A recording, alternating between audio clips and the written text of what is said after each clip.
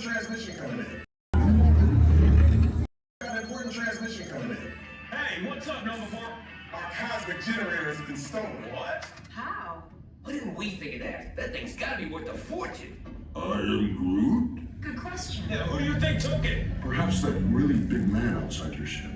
That is a big man. I need to alert Minimal Prime. That's not creepy at all. Wait, whoa, we didn't even know there was a test. He's got the cosmic generator, and he's creating a new jump point. Jump point to where? It's some kind of mutant jump point. It's going back to the dawn of time. Dawn of time, why?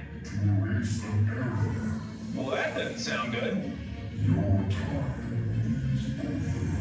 Wait, what do you mean? What do you mean it's so vague? The jump point is closing. Hey, Nova Dude, you're Nova Corps need to follow that whatever it is until we get there. We can't. Our power's down, and I've got to get these Terrans onto evacuation shuttles. I got it. I reprogrammed the shuttles to follow them through the jump point. Wait, What? Look, they're our only chance of keeping track of that whack job until we get the cosmic generator back. Piece of cake. Wait! There's cake. Where's this cake? the odds are impossible, Yep. but it's our only shot. Good luck. Are you sure you can control it? Come on, it's me. I got this. We're all toast. First there was cake, now there is toast. This plan is making me so hungry. Terrence, listen up. You need to...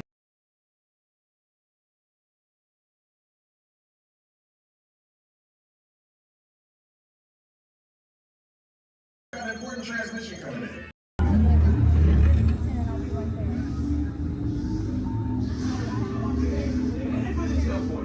This plane is never gonna work. We'll be right behind you. Nothing to worry about. Unless we cannot stop this unusually large man, then they're likely doomed. Good luck. You're gonna need it.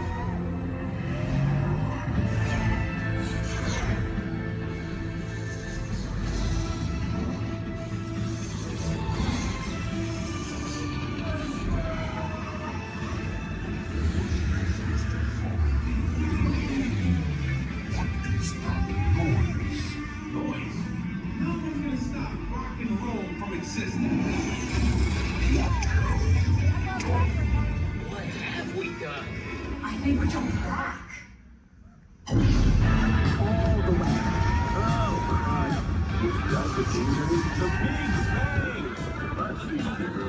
gotta get that generator. It's the only way back. We got the generator.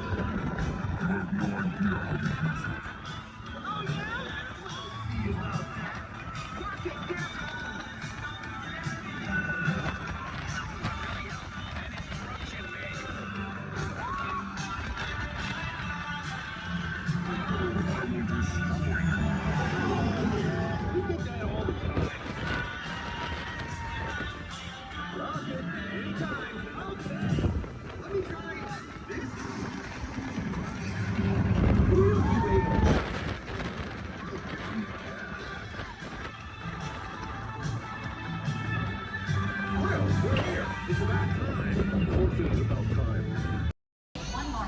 Playback. Background. Action.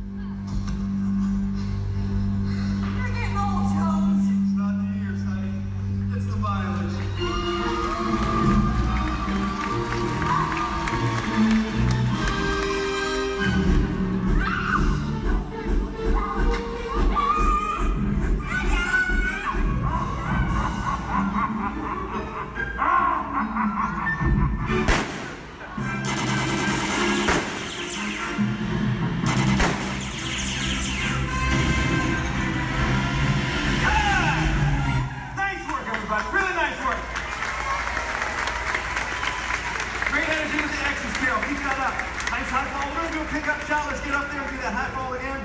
All right, Johnny, lock it down. You got it, boss. All right, let's bring the truck back to 1 as quickly as possible. Everybody else, listen up. The truck is filling explosives going high, and I'm gonna marry my driver of thanks at least 30 feet back. Hey, Carol. Yeah, thank you. We're all set, boss. All right, thanks, Johnny. Hey, Kevin, let's get you on your mark. That sequence? Brilliant, loved it. We're gonna pick up right after you shot that swordsman on action turn to your market roll. Take out that sniper up there on the roof. Got it? You got it. Devin, beautiful work. We're gonna pick up right after you've been thrown into the back of the truck. Hang on, that truck is gonna go fast around the building. Most importantly though, Chaz has loaded this truck with a lot of explosives, so you've gotta get out fast. You too, Zach, all right? Let's do this. Johnny? You got it, boss. All right, places everybody, please. Places, all the extras. Thumbs up, everybody, if you're ready. Thank you very much. Marketplace set. Camera's ready. Camera's ready. Thank you, Jason. Quiet the set, everybody, please. Roll cameras. Rolling and speed. Count 6124 Apple Power pickup shot. Take 1, Mark. Cut hot. All right, Devin, this is it. You ready? Let's do it. Background, action!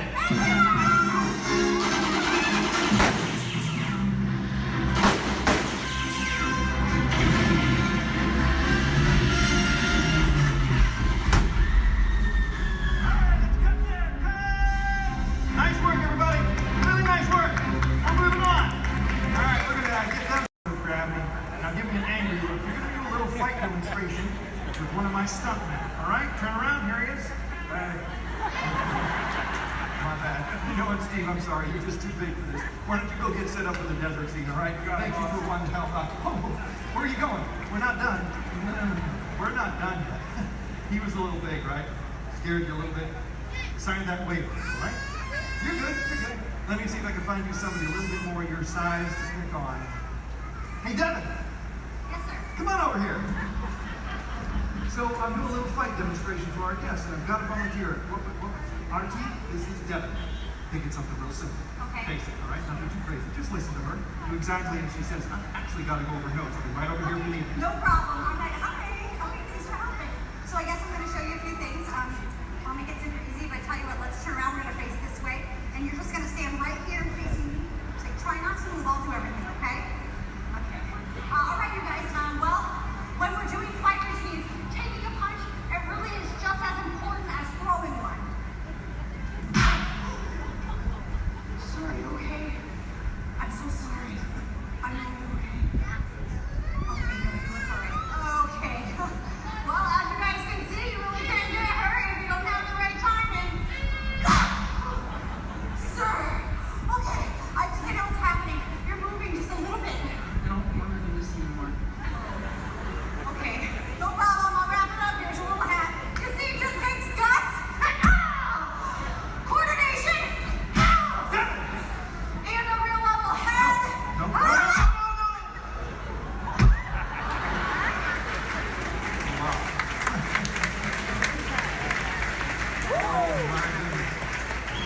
Not at all what I had in mind.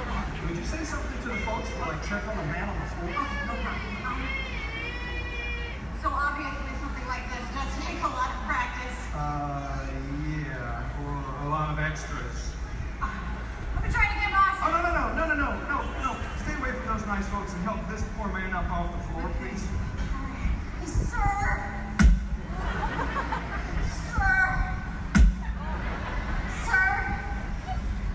Ladies and gentlemen, that is indeed one of my stuntmen. Give it up for Mr. R.T.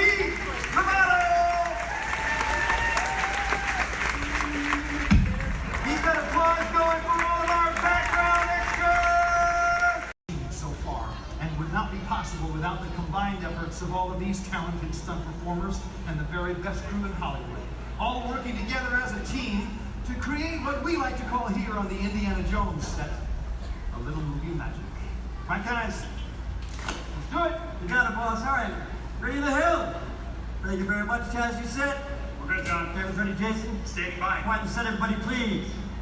Roll cameras. Rolling and speed. Count 163 Charlie. Is it flight? Take 1, Mark. Playback. Action.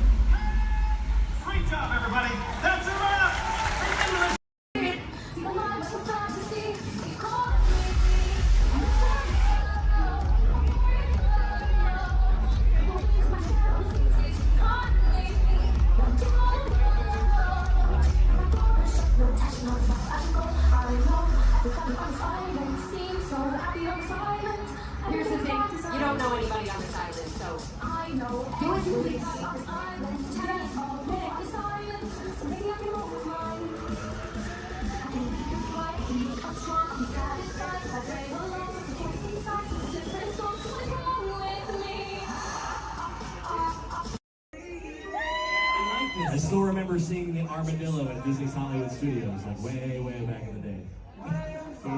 Yes. All right. This is one of those songs that if you know it, y'all gotta start singing it right now. I'm gonna take the microphone, turn it off so I can hear y'all.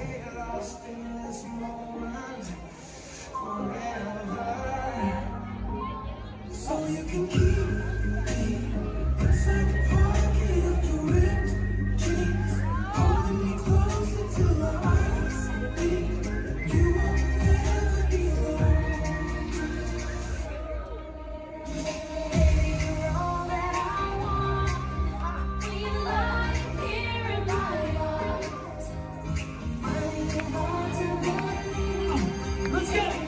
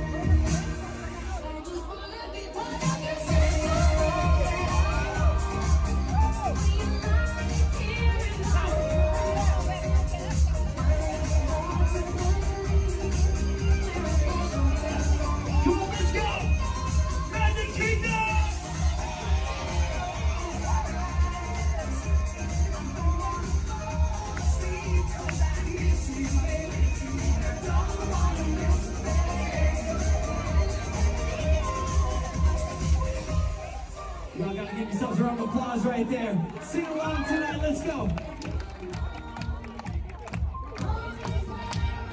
There you go, I don't have to start the clapping, y'all can do that. Start from the front, bring it back, come on, clap it to the beat of the music. There you go.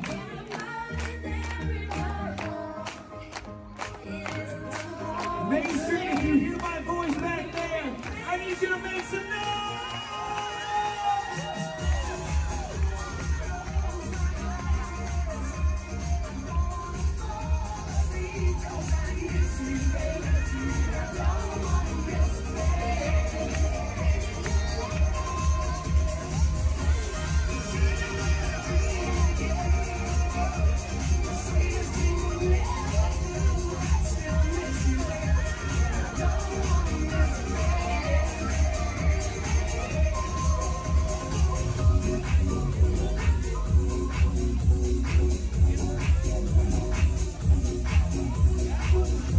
Y'all got engaged?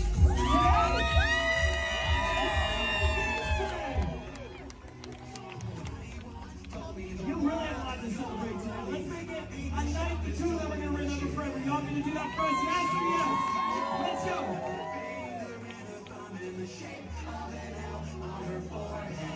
Come on, let's go. Yo, like I said, tonight is a celebration. Tonight's a party.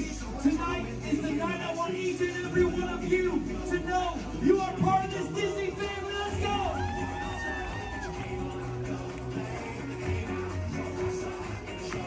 Come on, let's go. Y'all, if you have something that lights up, go ahead and put it up in the air right now. 1, 2, 3, let's go. Yeah.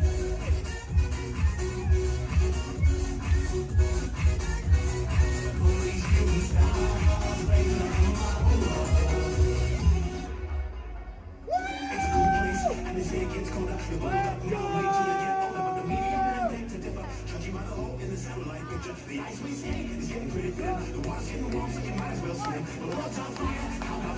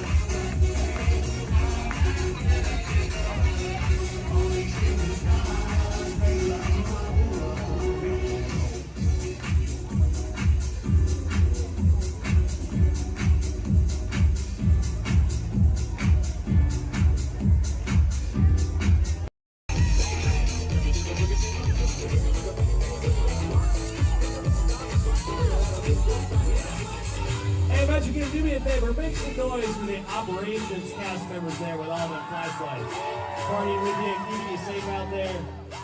They're up there, energy here too. How about we give her a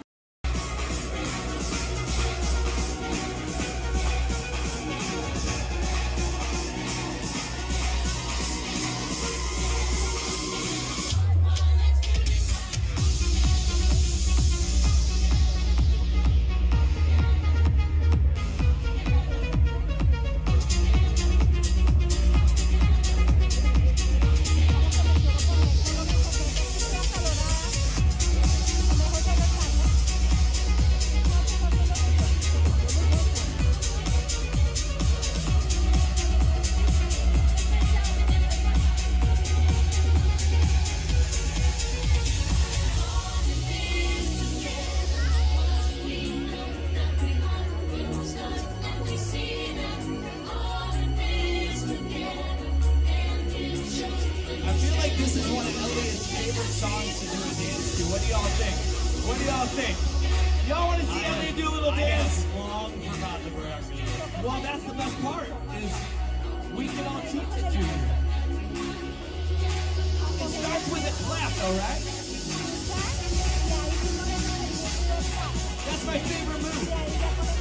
There you go. I love it as high as y'all can get there. That's how I can see you. That's how I feel your energy. Let's go.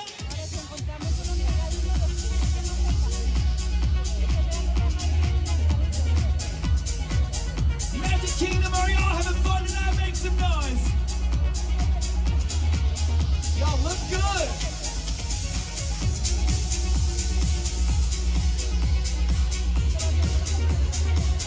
Y'all won't see it all build up here tonight. I feel that energy. I feel it. Y'all are doing amazing tonight. Come on.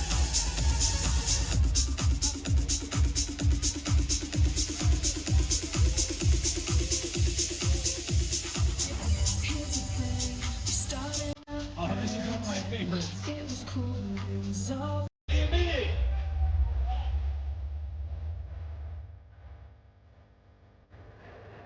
Clap those hands.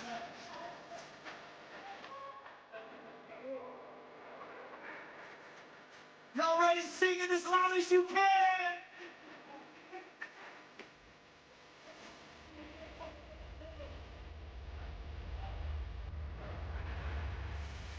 Y'all, it's getting close. We're almost at midnight tonight. Here we go. M-I-C-K-E-Y. Here we go.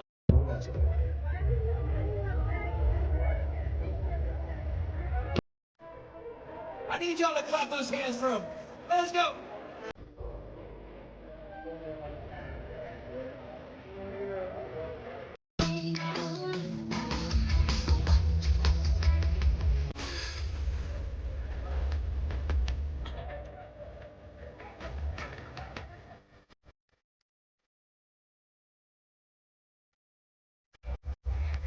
Looks good, Daisy.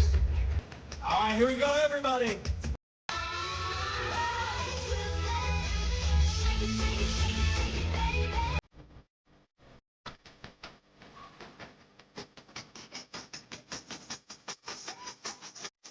On the hall, one more time.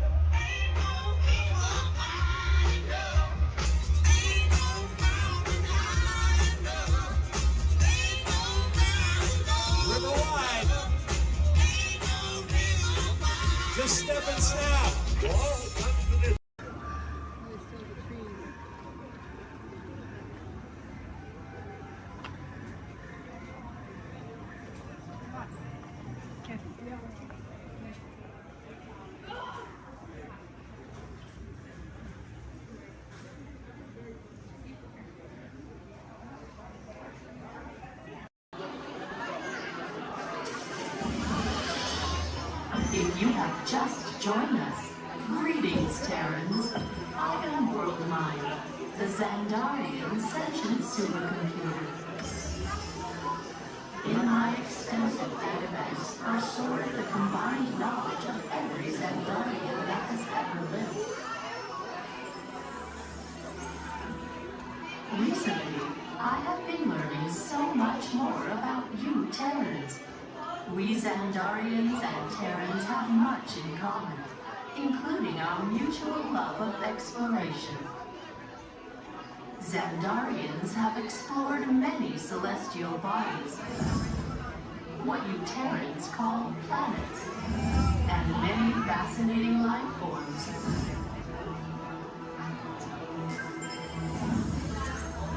In the past, when you witnessed our homes, you referred to our ships as unidentified flying objects, or UFOs.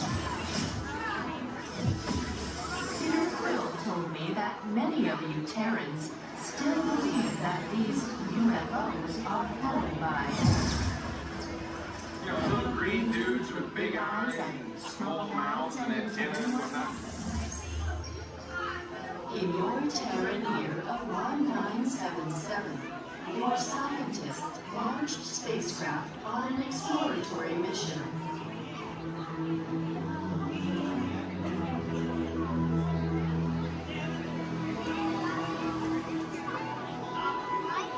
In the Terran year of 2012, Voyager 1 made the historic entry into interstellar space, the outer limits of your sun's gravitational pull.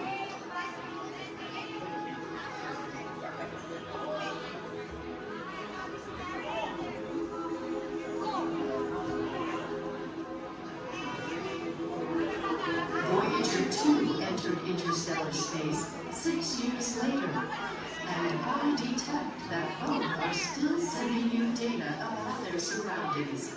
Most impressive.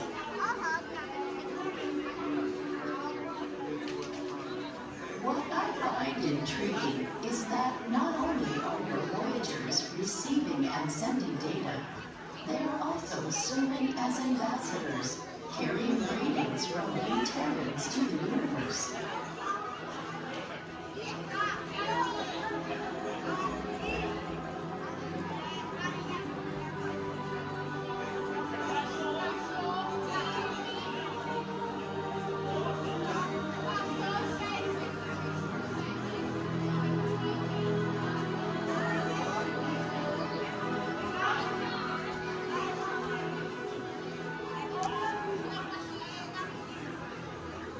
When we Xandarians first detected your phones, we scanned them and discovered on board a golden disc containing sounds, images, and messages from the people of Terra, or Earth, as you call it.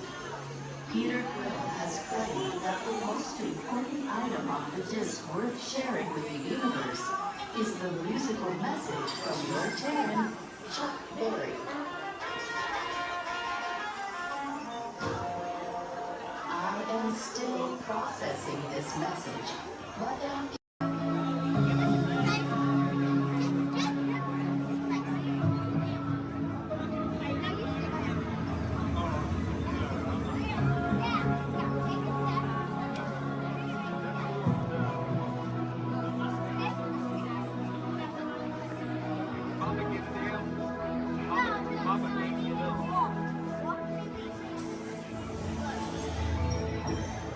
I detect new visitors.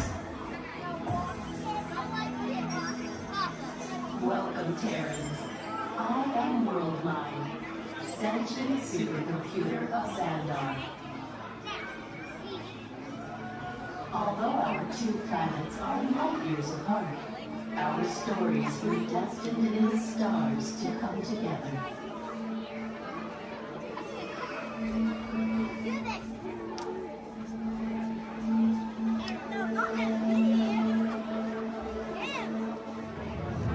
The early stars of our cosmos were enormous, hundreds, even thousands of times larger and brighter than your Terran sun. Many have These stars grew hotter and denser until they exploded, creating new stars in a cycle that lasted more than 1 billion years. Over time, the remnants of these explosions began to swirl and coalesce into planets in your solar system and ours. You Terrans named our galaxy Andromeda, and yours, according to Peter Quill, after a Terran dairy drink. I am still trying to comprehend you Terrans and your terms, but find Milky Way a curious choice. Among the newly formed stars, at the end of the spiral arm of your Milky Way, is a star which you call Sun.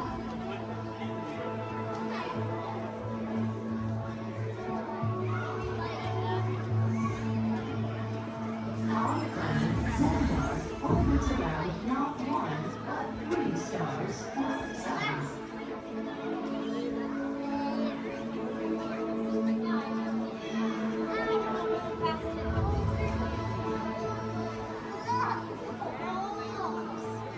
And despite the vast distance between us, our 2 galaxies are actually moving closer to each other. In just 4 billion years, they will merge with a gravitational force that will bind them together.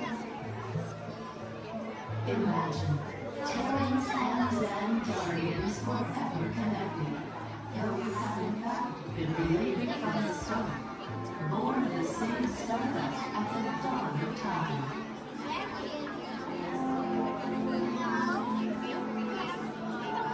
There is still so much for us to discover together as we continue to explore the mysteries of our vast universe. Who knows what dimensions or multiverses we might find? We invite you to discover more of our connected story as we journey through our wonders of Xandar. I am Worldmind. Welcome.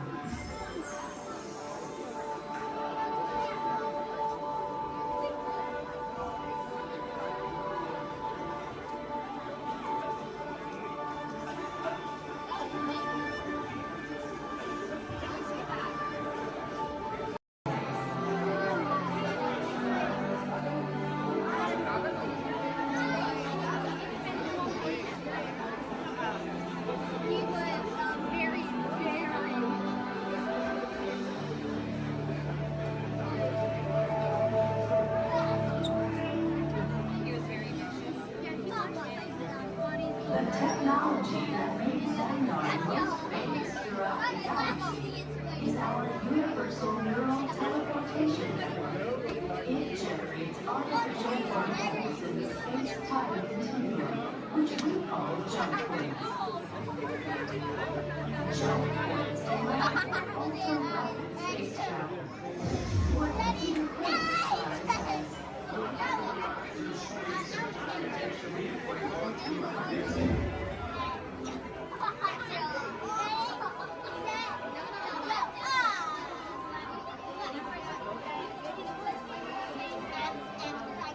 You Terrans have also found it fantastic that our planet Xandar can orbit 3 suns. But did you know that your scientists discovered a planet with 3 suns in your own galaxy? Your scientists named this planet HD 13199AZ, which Peter Quill said is a terrible name for a planet. He said that you Terrans should have called it. I am still trying to decipher exactly how a name makes a planet's temperature cooler. You may wonder what it is like to live on a planet with 3 suns. Observe. For much of the year, our suns appear close together in the sky, giving it a familiar Terran night and day cycle, yet with a unique triple sunset and sunrise each day. As planet continues along its orbit. The suns form further apart until they reach a point where the setting of one coincides with the rising of another. At this point, Xandar is in near constant daytime. Is that enough, brothers? There are so many wonders in our universe. You will discover more of them as you continue your visit here in the wonders of Xandar. We welcome you, Terrans. Okay, so he was.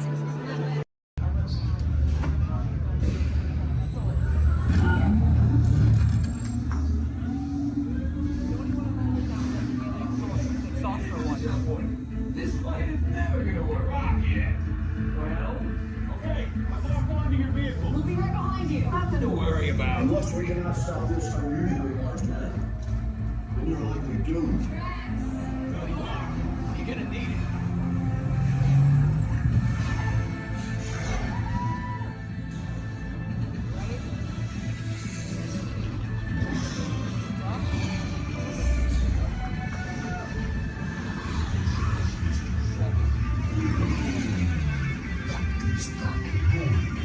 Noise. No one's gonna stop rock and roll from existing. What have we done? I think we're coming back.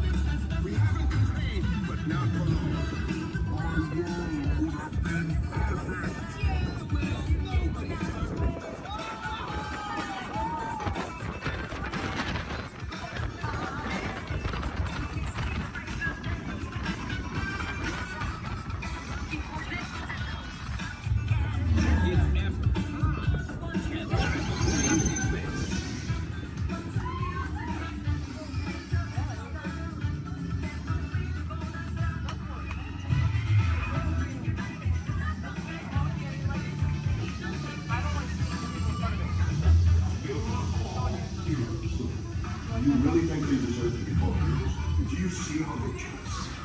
It's just a figure of speech, Drax. You are lying to them. Now I understand. Welcome to the Guardians of the Galaxy.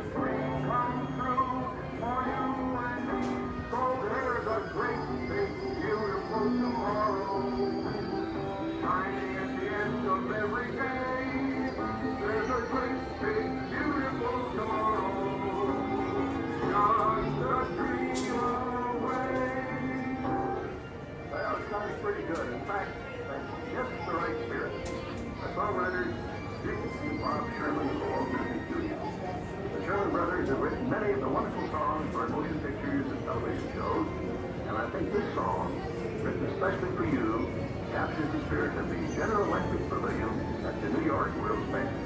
Thanks, boys. Say goodbye to folks. Well, a beautiful tomorrow just a dream away. That says we're going places.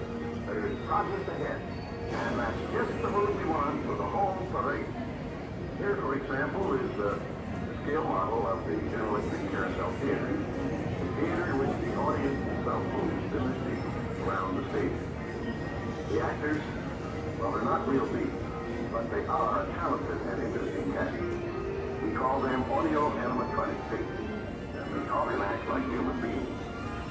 The Carousel Theater will present a warm and entertaining portrayal of how life has changed through electrical energy. The same kind of exciting and unique entertainment is what we're planning for every area of the General Electric Pavilion. So, see you at the fair, and remember, celebrate a beautiful tomorrow. Hello, I'm Rex Out. I had the honor of performing in that original show some 30 years ago. While the show has changed, the spirit of progress is a living tribute to the man who first created Walt Disney.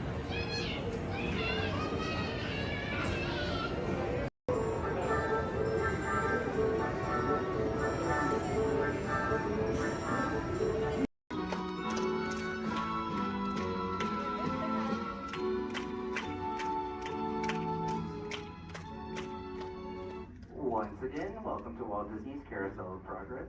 For the courtesy and safety of everyone, please remain seated at all times, and please supervise your children. Thank you, and enjoy the show. Welcome to Walt Disney's Carousel of Progress. You're in for a real treat. The Carousel of Progress was Walt's own idea from beginning to end. He loved it. He introduced the show at the World's Fair in New York City in 1964, and it was an immediate smash hit. Millions of people came to see it. And since then, the Carousel of Progress has had more performances than any other stage show in the history of American theater. You know, Walt loved the idea of progress, and he loved the American family.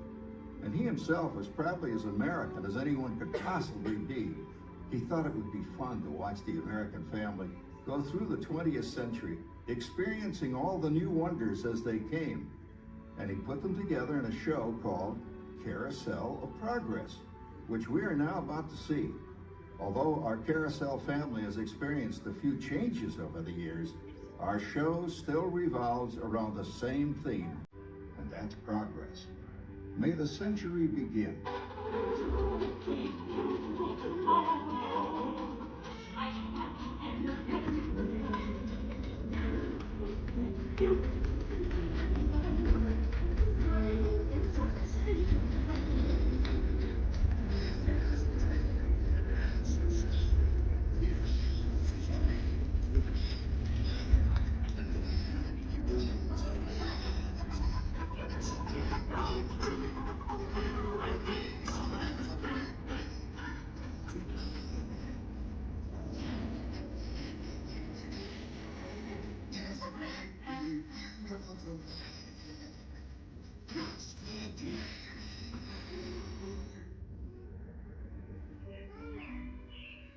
Looks like the Robins are getting ready to celebrate Valentine's Day today. What year is it? Oh, right around the turn of the century. And believe me, things couldn't be any better than they are today. Yes, sir, buildings are towering now as high as 20 stories. And moving pictures flicker up on a big screen. We have almost 8,000 automobiles in this country, and we can travel by train from New York to California in less than 7 days. And I even hear tell about two brothers from North Carolina who are working on some kind of flying contraption. It'll never work. Closer to home, we've now got gas lamps, a telephone, and the latest design in cast iron stoves. And that reservoir keeps 5 gallons of water hot in just 3 buckets of coal. Oh, that sure beats chopping wood. And isn't our new ice box a beauty? Look at that. Holds 50 pounds of ice. Milk doesn't sour as quick as it used to. And our dog Rover here keeps the water in the drip pan from overflowing. It wasn't too long ago we had to carry water from a well. And thanks to progress, we've got a pump right here in the kitchen. Of course, we keep a bucket of water handy to prime it with. Yes, sir, we've got everything we need to make life easier. Say, Mother, I was reading about a fellow named Tom Edison who's working on an idea for snap-on electric lights. Electric lights? No more kerosene. No more gas. Sarah sure gets to the core of the apple. But we do have this new wash day marvel. Now it takes me only 5 hours to do the wash. Imagine, it used to take 2 days. Well, that's right, folks. Now Sarah has time for other things like canning and cleaning the oven. Yes, dear. Ovens don't just clean themselves. I know, dear. And they probably never will. Now, if you'll excuse me, I have to put the laundry off the line before it starts raining cats and dogs. Don't worry, Rover. She didn't mean real dogs. Besides, it's not going to rain today. My lumbago isn't acting up. I'm not going to say I told you so. Oh, you're going to come down. All you have to do is put your wash on the line, right? Oh, well, the cistern was low anyway. Wow, look at that. Now, James, I thought I told you to ask my permission before using my new stereoscope. It's not a toy, you know. Ooh la la. So that's little Egypt doing the hoochie coochie, eh, Dad? Isn't she a knockout? She's the star of the new World's Fair in St. Louis, and you put that away before your mother finds it. Oh, Dad. You heard me. Well, we have one of those new talking machines. Now that is something. It plays music right here in our home. She keeps that thing going all day long. Progress. Oh, Papa. Yes, Patricia? Papa, all these people. I'm indecent. Don't worry, Patricia. They're friends. That's our teenage daughter. She's getting ready to go to a Valentine's dance across town on one of those new horseless trolleys. I think it's very romantic you're taking Mother out for Valentine's dinner this year. Well, you know what kind of sport I am. I only hope I have an evening as romantic as yours and mine. Now, you be home by 9 o'clock, daughter. You hear me? Oh, well, with all this talking, I've worked up quite a thirst. I think I'll take one of those newfangled trolleys down to the drugstore soda fountain and meet the boys for a cold sarsaparilla. Oh, I'm sorry, I forgot. We're drinking root beer now. Same kind of thing, different name. Well, that's progress for you. And speaking of progress, there's a great big beautiful tomorrow.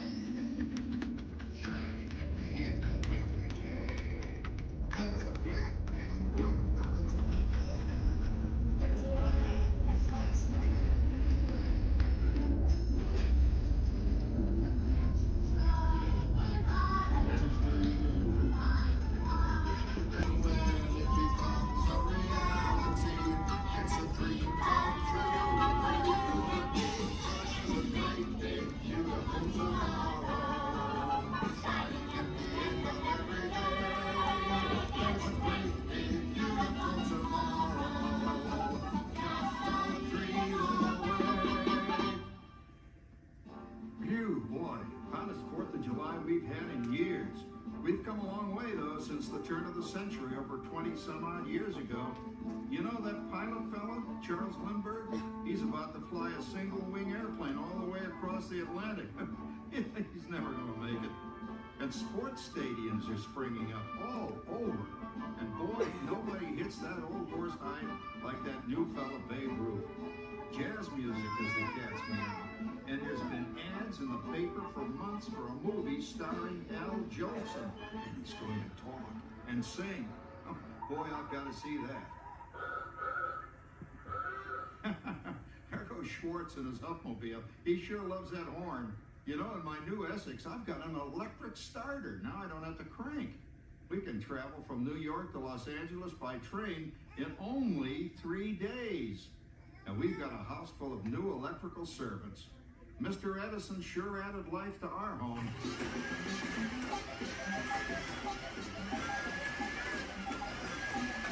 Well, there, you blow a fuse.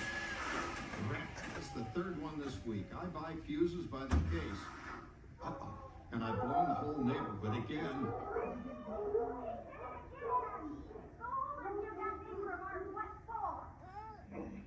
Easy, Rover. Jimmy, hurry up with that fuse. Shucks. Every to change it. I heard that, young man. I heard that. Oh, well, that's more like it. John, yours is the last costume I've got to finish before the parade starts. Sarah's Ladies Club is responsible for our town's 4th of July celebration tonight. She's got us all roped into performing in their program. And I've decided we're going as George and Martha Washington, dear. Oh, the father of our country. That's a role that really fits me. You know, I'm so glad we installed an electric light fixture here on the porch because it's just too darn hot to be sewing inside. Yes, Sarah. You know, next year I'd like to go as Benedict Arnold. Wait until you see what I've got planned for the fireworks show tonight. Grover, don't interrupt while Sarah's interrupting. And guess who volunteered to choose the music for the program? I did, Pop. Listen to this.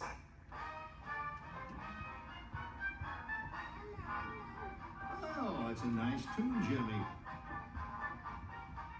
You know, with our new Crossley radio set, we can get news and big-time entertainment from all over the country, even Pittsburgh.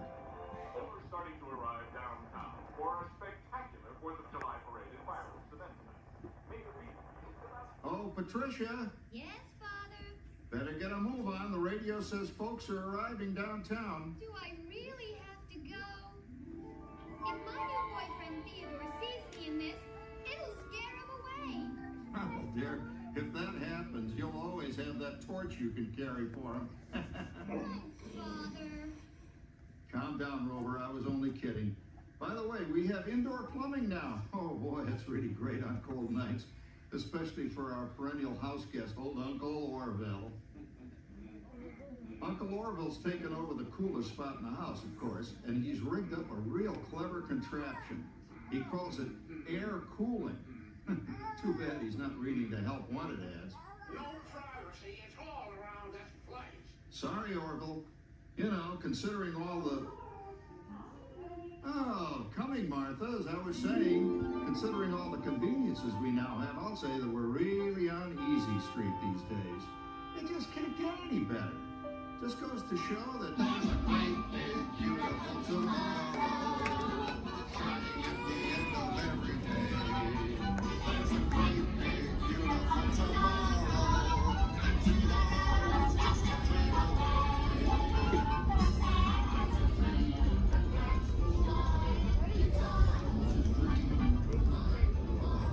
And when it comes a reality, it's a dream come true for you and me. So there's a great, big, beautiful tomorrow shining at the end of every day. There's a great, big, beautiful tomorrow, just a dream away.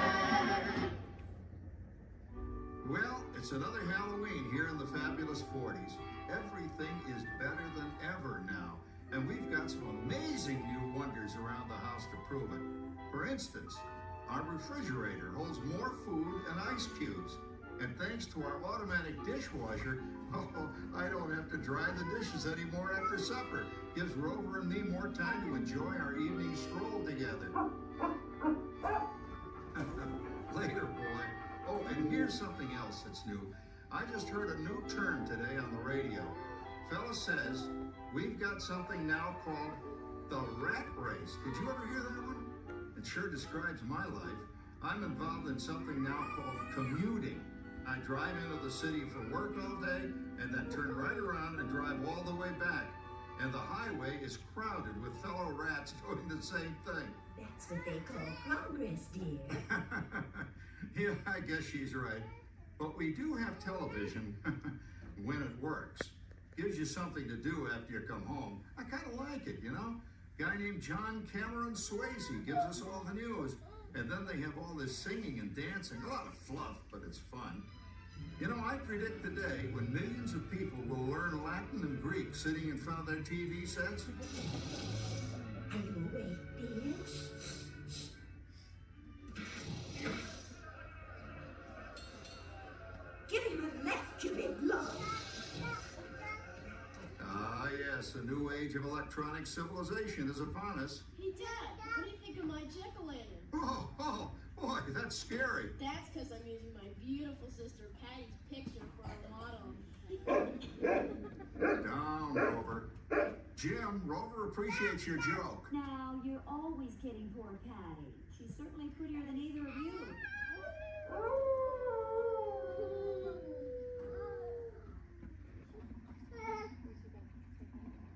You hear that? My daughter Patty is using that old exercise machine she rescued from the attic. It was all the rage in the 20s. Grandma, of course, had to have one. Didn't work then, doesn't work now. Consistent at least. Makes a lot of noise and blows fuses. As I was saying, Dad, I think college is really swell. You should give it a try. Oh, Patty, will you come to the Halloween party tonight? Oh, yes. And if you were interested, I guess you went going to bed for free or go to well, Fred, let's come on. He's coming at that business course. This is Finn. Come on, Finn. That's all. How you're going to tell Red. Oh, poor Howard. I wonder what they said about me when I was dating Sarah. You're lucky, Rover. You don't have to date. Well, we're caught up in the do-it-yourself craze these days. We're remodeling our basement in something called a rumpus room, and we're looking forward to a few rumpuses, I'll tell you, as long as they don't get out of hand. John, this papering is getting out of hand. I could use a little help. Now, Sarah, didn't I set up that clever automatic paint stirring machine for you? Yes, John, you're a genius. Of course, this will ruin my food mixer. Not that you'd care. Oh, good old Sarah. Always the last laugh. What happened, Sarah? I'm viewing your progress. That paint mixer of yours just sloshed paint across my rump. A room. How do you like that? I always say if you're going to be married, marry a girl with a sense of humor. Well, it's time to move on. Let's cheer up Sarah by singing our song. Come on, everybody. There's a great, big, beautiful tomorrow, shining at the end of every day. There's a great, big, beautiful tomorrow, and tomorrow's just a dream away. There's a dream, and that's the start. It was a dream, trying hard. It's a dream come true for you and me. So there's a great, big, beautiful tomorrow, shining at the end of every day. There's a great, big, beautiful tomorrow, just a dream away. Isn't it a pleasant holiday? Oh, turkey's in the oven, it's peaceful and quiet. Yes! 300 points, my best score yet. Well, it was peaceful until Santa brought that new virtual reality space pilot game. Your turn, Grandma. Let's switch the image over to the TV so the resident flying ace can show you how it works. Now, it's a little tricky. Just use your game glove to fly behind the other guy and blast him with your laser blaster. Laser blaster? Well, I'll give it a try. Take a look around, Grandma. You're in the ship. Feels like I'm really there. Okay, get ready. You're about to blast off. Here goes nothing. Whoa. All right, here it comes. Oh, you missed him. Hey, everybody, I'm done programming our new voice activation system. Now all our household items will do anything we tell them to do. Great. Tell the refrigerator to bring me a root beer. Well, it can't quite do that. But I'll show you something it can do. Tree lights 30% brighter. Oh, that's no big deal. Anybody can do that voice-activated stuff. Watch this. Roar, feet. John, the oven should respond to your voice commands now. Give it a try. Oh, okay. Here goes.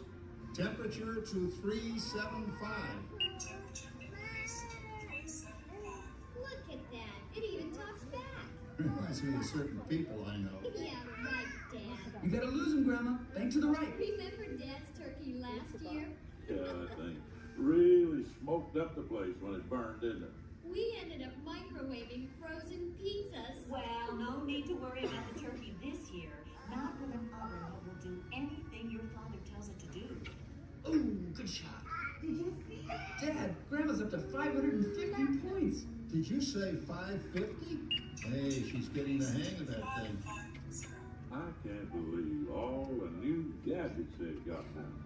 You know, in my day. Oh no, you're not going to tell us about the old days when you didn't didn't even have a car phone. Hey, Trish, for a while we didn't even have a house phone. Not to mention laser discs and high-def TV. Everything is automated today, including, well, including that. No privacy at all around this place. Sorry, Orbit. Anyway, you guys don't know how good you got it nowadays. You know, my grandpa told me the very same thing when I was a kid. Take that, you nincompoop! Hey, check it out, Dad.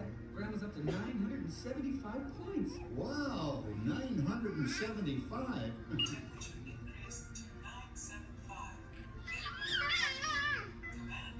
John, what's wrong with the oven? What?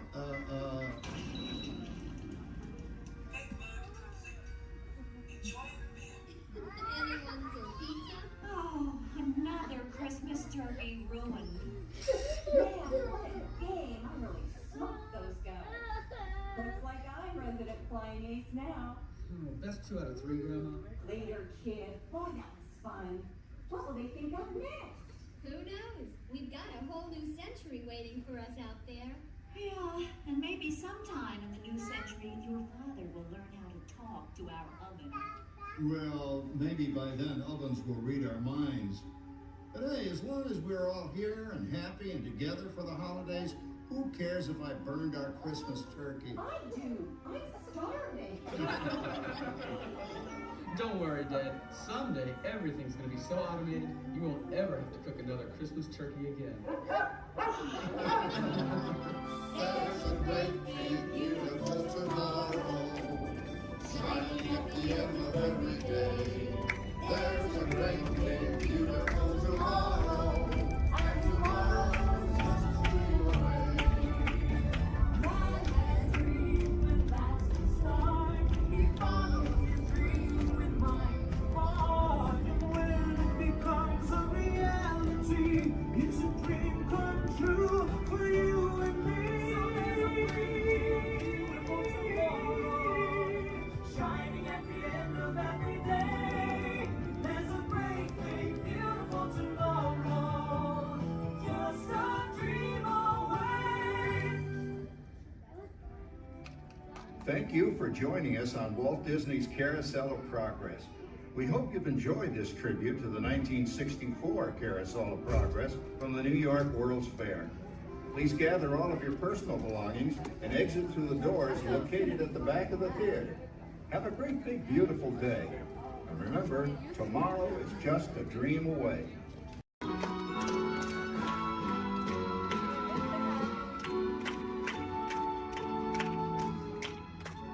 Do you smell carrots?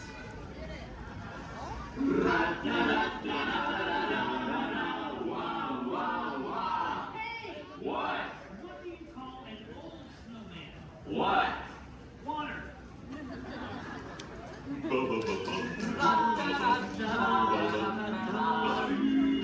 Hey, what? Where does a snowman keep all his money? Where? In a snowbank.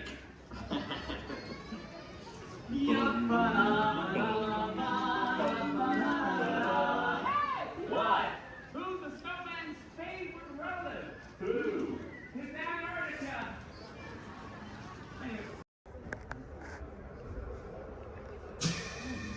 Soaring to tower. We are ready for takeoff. On behalf of our entire flight crew, thanks for soaring with us.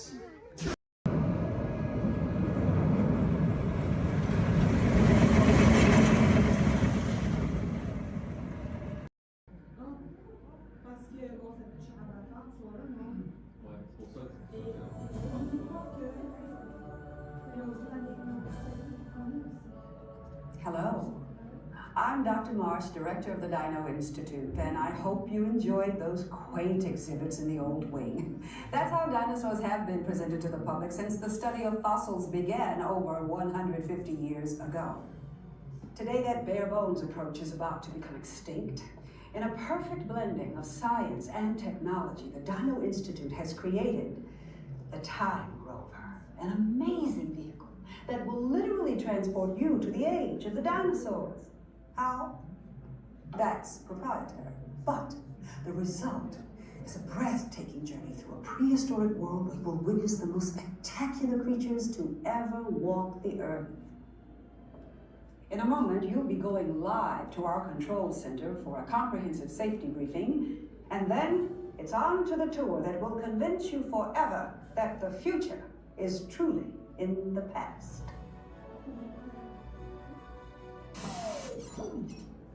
Hello there. Welcome to our little trans-dimensional joyride, folks. I'm Dr. Seeker, your friendly controller, and a heck of a paleontologist, if I do say so myself. But let's not talk about me, let's talk about you, and how you can help me make history today with the Time Rover. It's like this. If I can bring you back from the Cretaceous period, it stands to reason that I can bring back a live dinosaur with you. And not just any dinosaur. Take a look at this guy. He's an iguanodon, and I'm certain that he is the key to understanding these magnificent creatures. I tagged him with a locator during an unauthorized field trip. Otherwise, I'd be traveling with you. Right now, our dino should be about here, at the very end of the Cretaceous period. That's where you're going today. I've arrived, it seems, just in time to correct a little misstatement. Dr. Marsh. That is impossibly close to the giant asteroid impact that destroyed most life forms on Earth.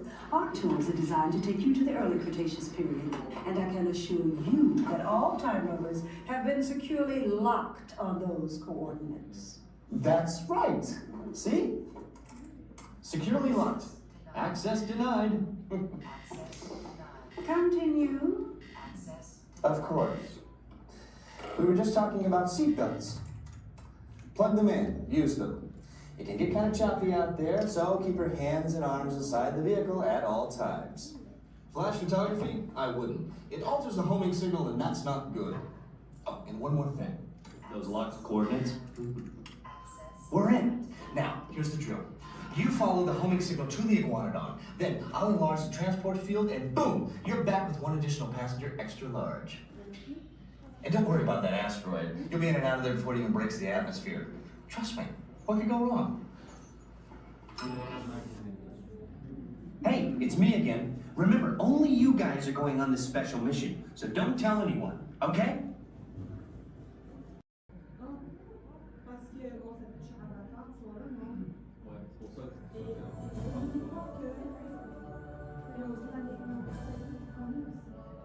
Hello.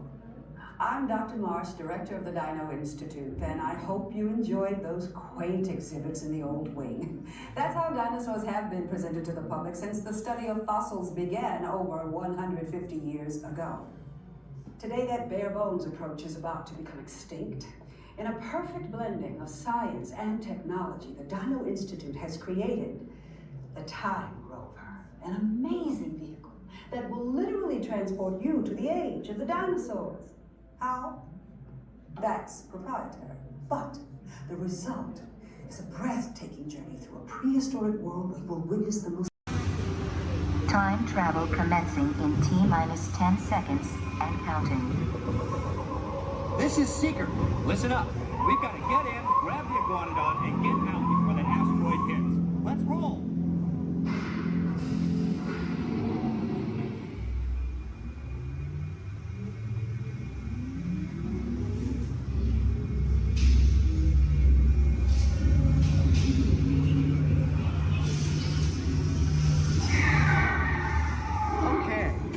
Let's go get that dino. Computer, what are you tracking? Styracosaurus. Not our dino. Warning, meteor shower in range. Just little one. Oleoramus. Hadrosaur. Raptor. Time to get serious. Locking autopilot on homing signal now! Hang on! I'm tracking a big dino on the scope. Could be ours. Computer, full stop. Identify. Carnotaurus. Definitely not our dino. Go, go, go!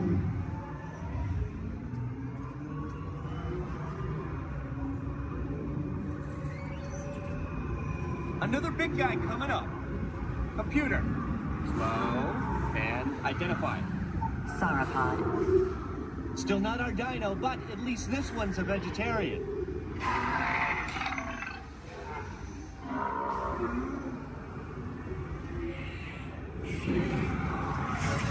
Asteroid impact in 90 seconds. We better move it. Pterodactyl.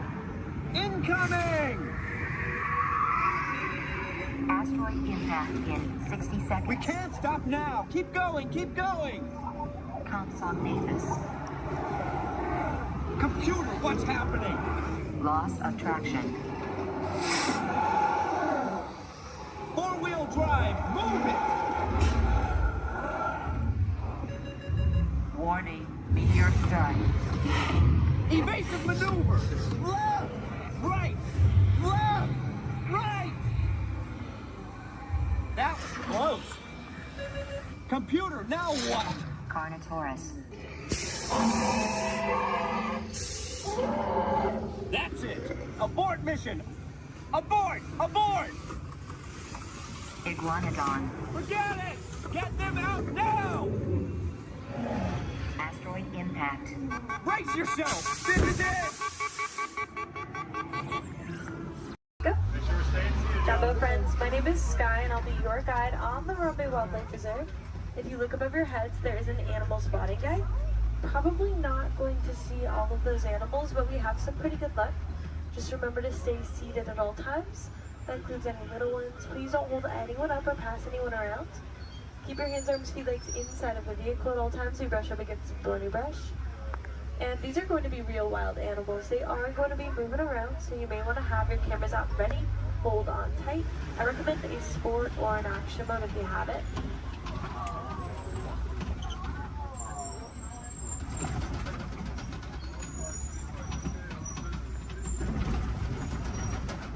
We are in the Little Ituri Forest, home to some of Africa's most shy types of creatures. They're usually very good at hiding, and their markings will help them to blend in. Like that okapi up on the right. They have white stripes on their legs, kind of like zebra stripes. Okapis are actually the only known relative to the giraffe. They have a similar skeletal structure without the long neck and long legs. They were believed to be mythical creatures until 1901. People thought they were too good to be true, but they're true. I think they're pretty great. To the right of the bamboo on the hill in the sun, there's a yellow-backed duiker, dark brown animal. Duiker means diver in the Afrikaans language. They dive into the nearest bush when they get spooked. There are some saddle-billed storks a little further up to the right. They're walking up this hill. There's one on the top of the hill. Looks like they were collecting things to build a nest, but big black and white birds. Stand about 5 feet tall, have a 9-foot wingspan, and they're made for life.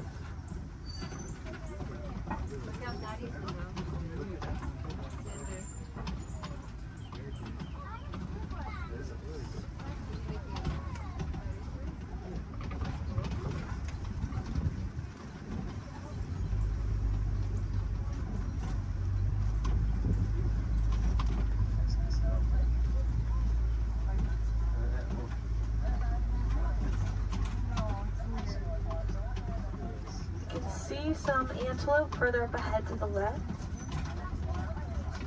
There's going to be some tan ones called greater kudu. They can leap up 8 feet in the air to jump over obstacles, which is super helpful if they need to get away from a predator. And there's some reddish ones called bongos. Their beautiful coloring is also a greasy substance that can mark leaves as they're passing through the forest, potentially making it easier for them to come back and fight each other.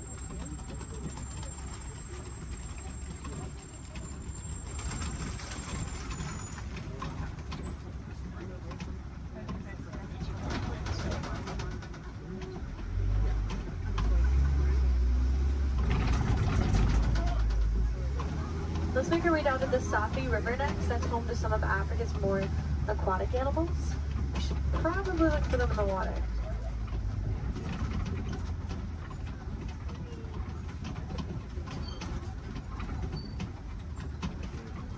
There's some big whitish gray birds on the land called pink-backed pelicans. Get a pink coloring on their backs during mating season to help them attract the mates. And there's also some Nile hippopotamus. Hippos spend most of their time in the water. They can swim, but they often choose not to. Instead, they sink down to the bottom and tiptoe at the bottom of the water. And they'll often come out to find food or relax on a cool day.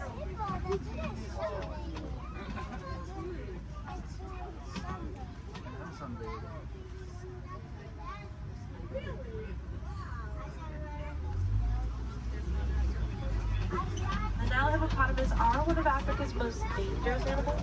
They don't really eat meat, they are herbivores, they plants, but are very territorial, and some can even outrun us on land at up to around 30 miles per hour, which is very impressive for an animal that can weigh around 5,500 pounds.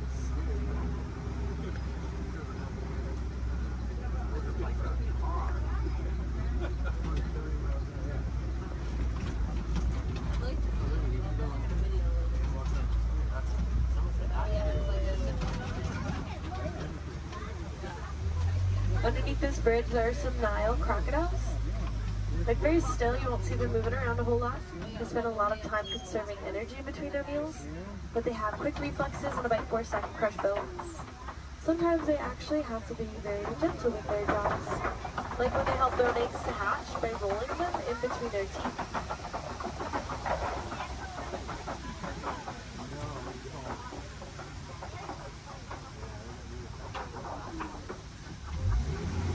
Let's make our way towards the savannah next. That's where we will be spending the most of our time. It's known to have vast open grasslands, and it's a really great place to find some more animals.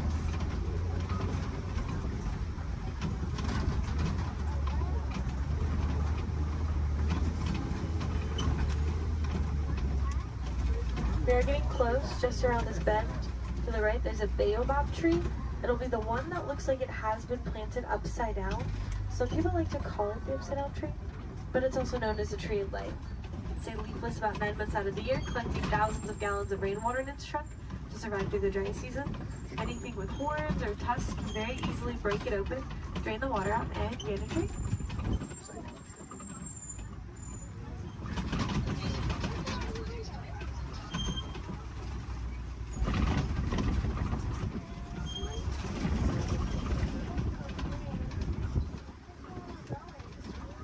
There's some wildebeests at the bottom to the right. Those are going to be the silverish animals.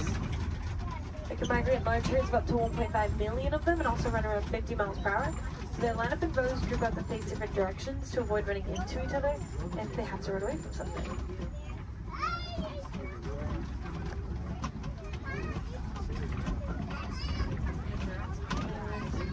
There's some giraffes. There's a tower, which is a group. Makes sense, they tower over everything at about 20 feet tall. Giraffes are born at about 6 feet tall after a 15-month pregnancy. And the large tan antelope are the elands. They stand up to around 6 feet tall at the shoulder, weigh around 2,000 pounds, and have a funny way of attracting a mate. They'll wrap their woods in leaves like they're creating crowns on their heads, and they'll flex their muscles.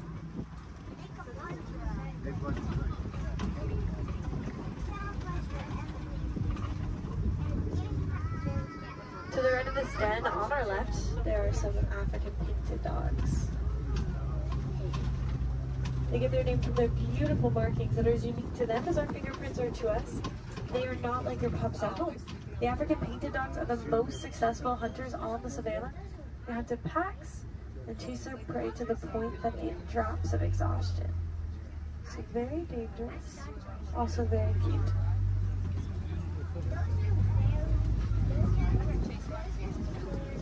There's some sable antelope here to the left, with spear-like horns that point backwards to fend off attacking predators that may try to jump on their backs. Now they would fight the flight very territorial and quick to stick up for each other, despite being a prey animal. Here's some zebras, a dazzle, which is a group of them, because their stripes help them to blend into each other and confuses predators. In other words, it dazzles them. When they're born, their legs are the same length as the adults to help them blend in even more, keeping them protected from predators that may try to seek them out.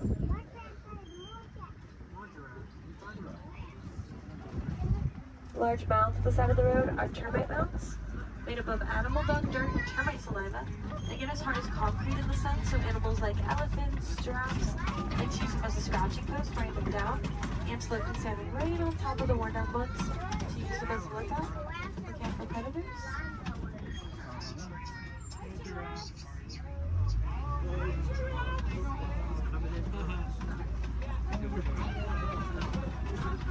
We'll see that eland again up ahead, and more giraffes throughout the savannah. So we can talk about it. See some wildebeest not too far away from us.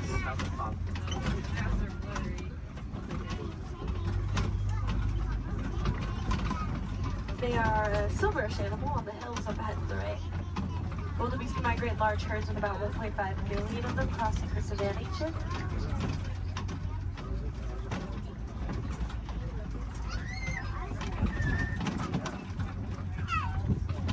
They also run around 50 miles per hour, so wildebeest face a pretty big challenge of trying to avoid running right into each other if they have to run away from something. So they often line up in rows, group up, and face different directions. Keep themselves from running into each other.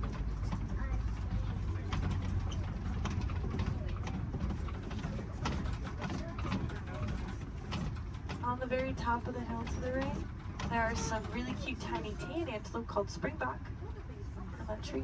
They can spring up 6 feet in the air, 13 feet across. It's called pronking. Sometimes they do it to show off to predators because they can also run up to about 60 miles per hour, making them one of the fastest land mammals.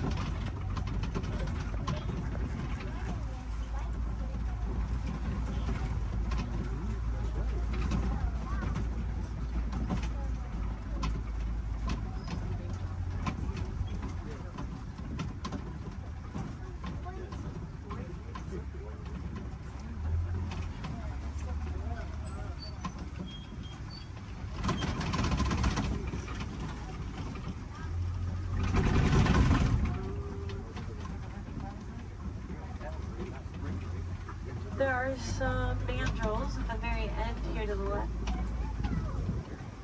Largest of the monkeys. Males get around 100 pounds. And they have a bright red and blue coloring on their face and rear end, just like Rafiki.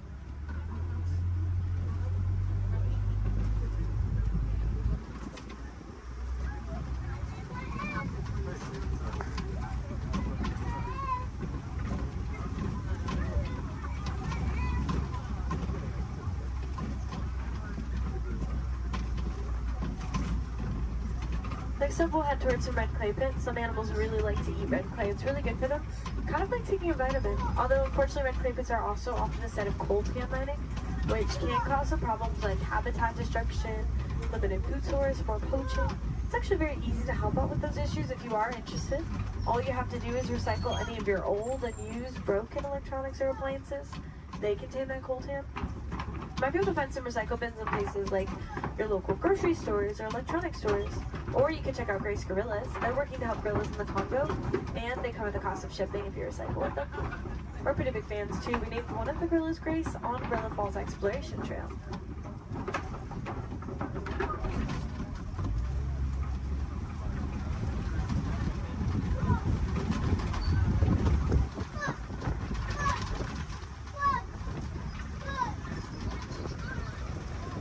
Looks like there are some tusk marks and footprints. We could be getting close to smoke.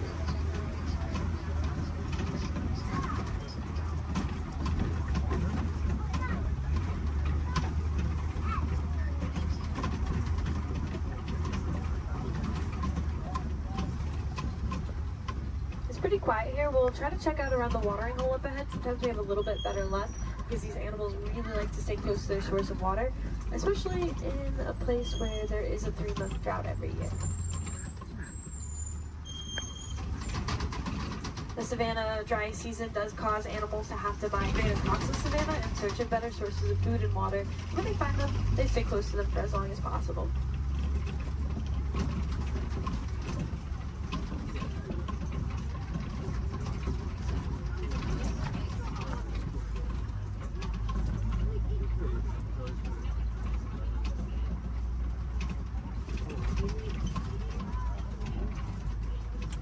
There's an African elephant up ahead to the left.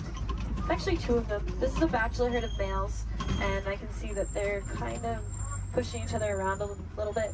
They can roughhouse a little bit. It's pretty normal. African elephants are the largest land mammals. They can weigh up to around 14,000 pounds. Elephants are born at around 300 pounds after a 22-month pregnancy. And They're a matriarchal society, so females are in charge. They actually kick these males out of the herds once they reach maturity of around 13 to 15 years old. Some males migrate alone, some band together, create their own herds called bachelor herds. Here's a flamboyance of creative flamingos here. These ones are a very light shade of pink, and it can take up to 2 years for them to get their coloring from beta-carotene found in the brine shrimp that they eat. There are a few different theories to why a flamingo might stand on one leg. It's mostly believed to help regulate body temperature, kind of like sticking one leg outside of the covers at night to cool yourself off. A flamingo might just put one leg up.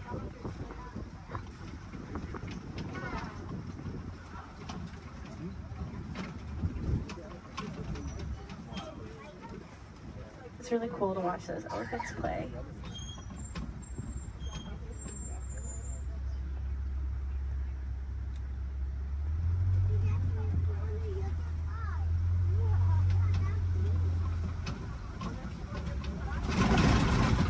Looks like something may have been rolling in the mud up ahead. Some animals like keep mud as a sunscreen, a bug repellent. It's also just good for their skin, especially these white rhinoceros. They do that. They're almost always covered in mud. Rhinoceros can get up to around 5,000 pounds and are very social, love to hang out in crashes, their groups. Unfortunately, they are poached for their horns made out of keratin, which is hair and fingernails. People believe that it has medicinal purposes. It is really just hair and fingernails, so awareness is a big part of rhino conservation. Rhinos here in this reserve are helping us to spread that awareness. There's an ostrich to the right. Largest birds, flightless. They run around 40 miles per hour. Their wings help them to keep their balance and quickly change directions while they run.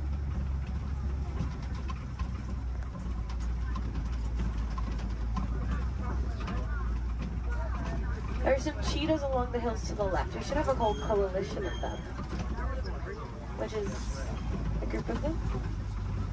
Fastest land mammals, they have a top speed of up to 70 miles per hour, which we'll get to in just a couple of seconds. Cheetahs really only run for about 30 seconds at a time. Not long distance runners. And they are most active during the day. They do their hunting during the day to avoid the competition that they would have if they were to hunt at night, especially alongside big cats.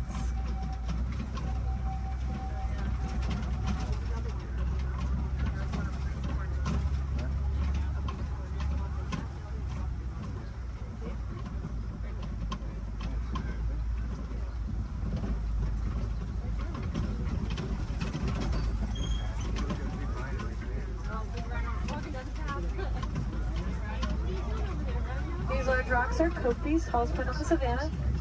Some animals like to use them as a vantage point to look over the savannah. See if maybe we can find something on the other side.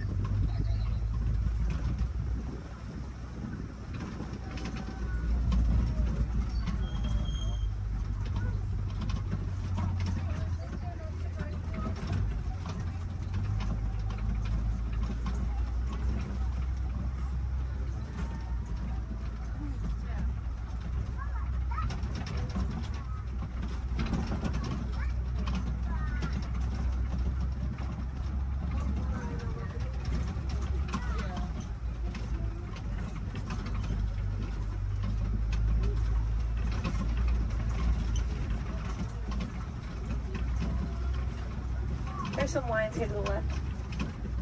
They sleep and relax about 18 to 20 hours out of their day, active for about 4 to 6 hours at night. So we get a tail. Mostly what I can see. When they wake up, the males stay back to make sure the predators are protected. The females tend to do about 90% of the hunting.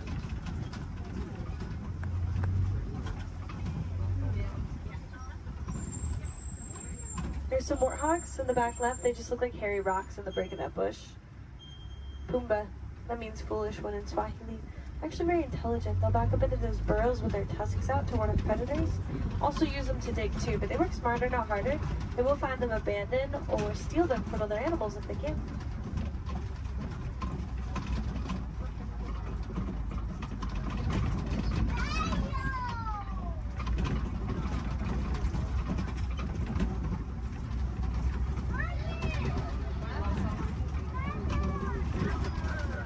There are some ostrich eggs down this path of the river. Largest of the bird eggs, they get around 3 pounds each. One is the equivalent to 2 dozen chicken eggs, and they're very tough.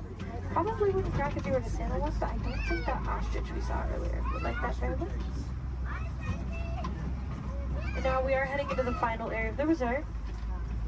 Mostly farmland. We'll see if we can find some farm animals before we head back to our warden's post.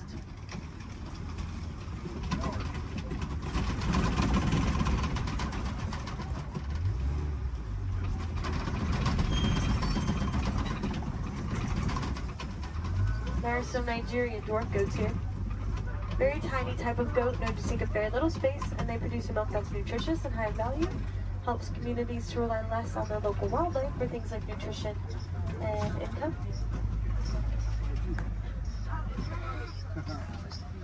The yellow box and the yellow post here to the left is a beehive fence from our Elephants and Bees project, which is personally one of my favorite projects that we've ever worked on.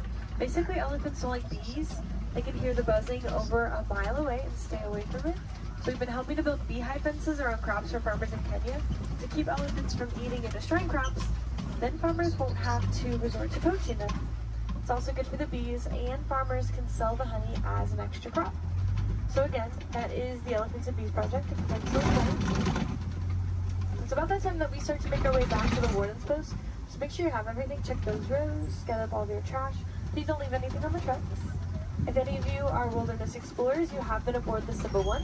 That is SAM-BA1 Simba 1. Badges can be collected further down the path as you exit. And if you want to help out these amazing creatures, then I definitely recommend checking out the Disney Conservation Fund. You can learn more about the cool projects that we work on. You can donate to it if you'd like. Any amount Disney matches every cent. We'll give you a cool pin for it. You can also just reduce, reuse, recycle. Those are great ways to help. And if you learn any cool facts about animals or conservation anywhere around the park today, just share them with a friend. Awareness is always the first step, so by talking about the animals, you can help them out. Again, my name is Sky. I had a lot of fun out there. I hope you did too, and I hope you'll join us here again soon. No two safaris are ever the same. The animals will definitely make sure of that. But we aren't going to stop in this area right here. I'm actually going to take you back to the same warden's post I picked you up from. So we're just passing through, but it's not going to take us too long.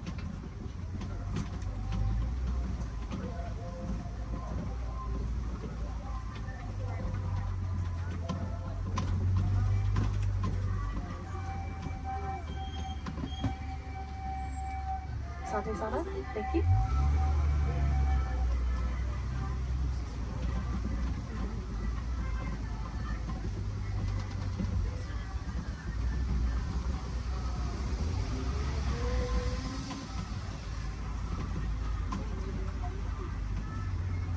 Again, just going to pass through here and keep on going.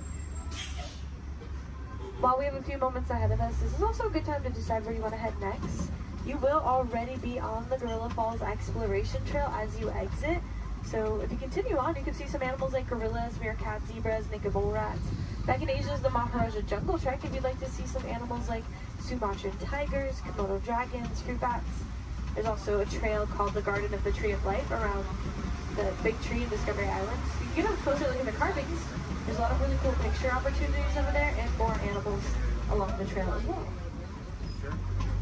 And of course, if you love those goats as much as I did, you probably want to pet one. There's a petting zoo at Rafiki's Planet Watch. Just take the Wildlife Express train and Harambe to get up there. Let's try to make this a little less awkward and hang out here while they load this truck ahead of us.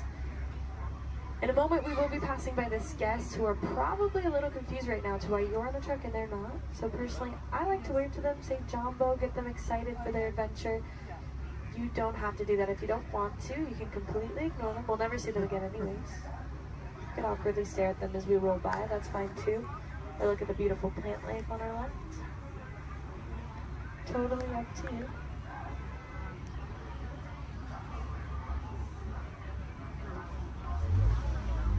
Alright, here we go. Jumbo friends, Jumbo warden. Jumbo friends, Jumbo warden.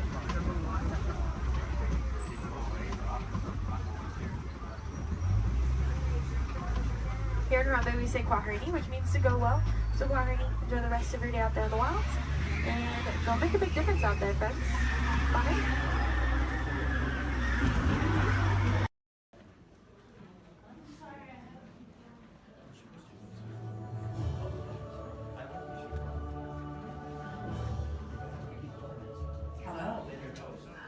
Dr. Marsh, director of the Dino Institute, and I hope you enjoyed those quaint exhibits in the old wing. That's how dinosaurs have been presented to the public since the study of fossils began over 150 years ago. Today, that bare bones approach is about to become extinct. In a perfect blending of science and technology, the Dino Institute has created the Time Rover, an amazing vehicle that will literally transport you to the age of the dinosaurs. How? That's proprietary. But the result is a breathtaking journey through a prehistoric world where you will witness the most spectacular creatures to ever walk the earth. In a moment, you'll be going live to our control center for a comprehensive safety briefing, and then it's on to the tour that will convince you forever that the future is truly in the past.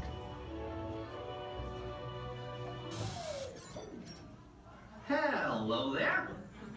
Welcome to our little trans-dimensional joyride, folks.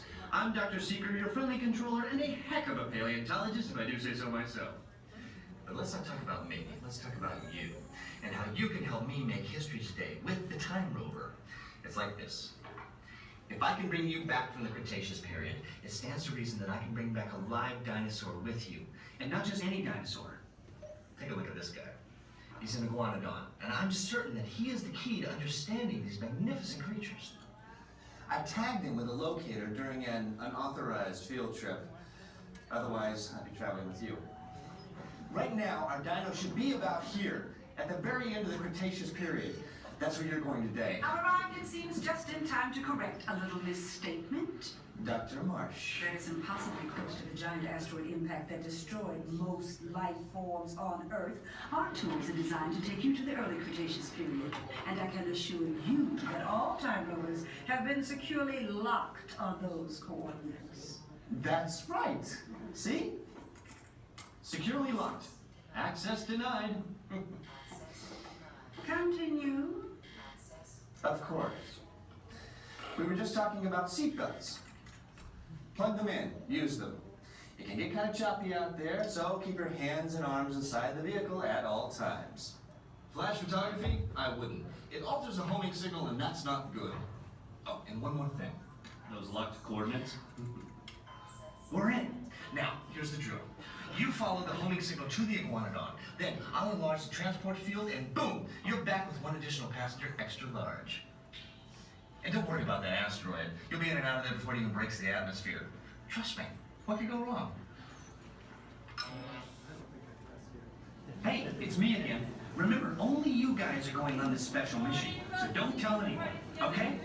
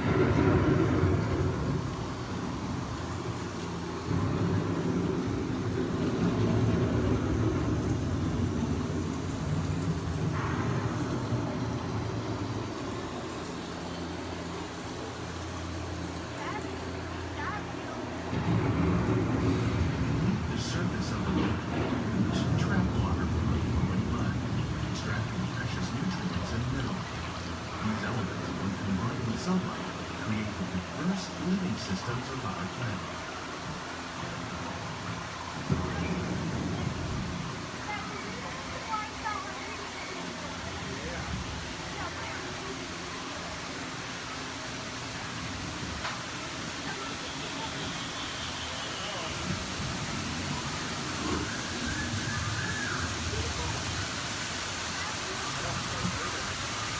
One of those living systems is the rainforest, home to the most amazing concentration of life on our planet. These dense and beautiful forests cover only a tiny portion of the Earth's surface, but they contain more than half of its planet of planets. Rainforests are also extremely rich in synthetic living systems, providing us with oxygen, food, medicine, and other forms essential to our lives.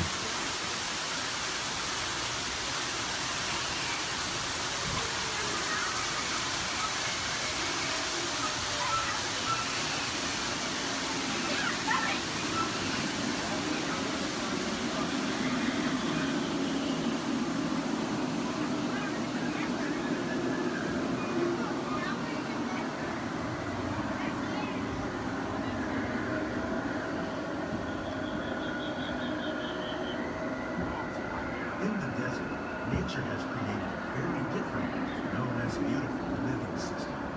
And while this arid landscape may seem lifeless, it is very much alive. The plants and animals that have learned to survive in these harsh conditions make use of what little water they can find and avoid the scorching rays of the relentless sun.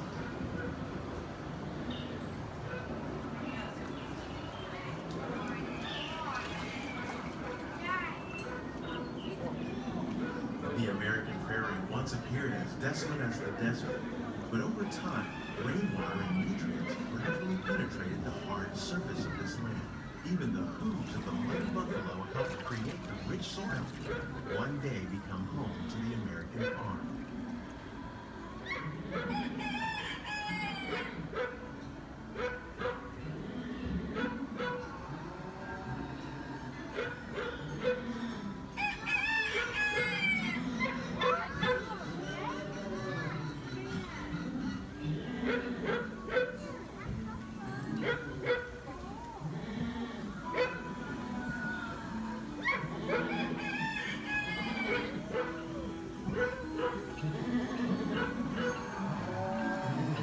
Forces at work on the land, humans have had one of the most profound effects.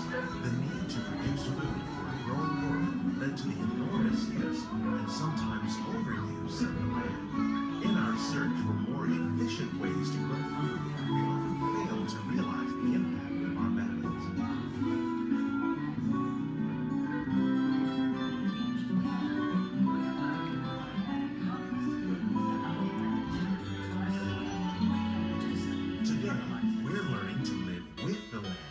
Discovering better ways to grow food that will assure human and environmental well-being.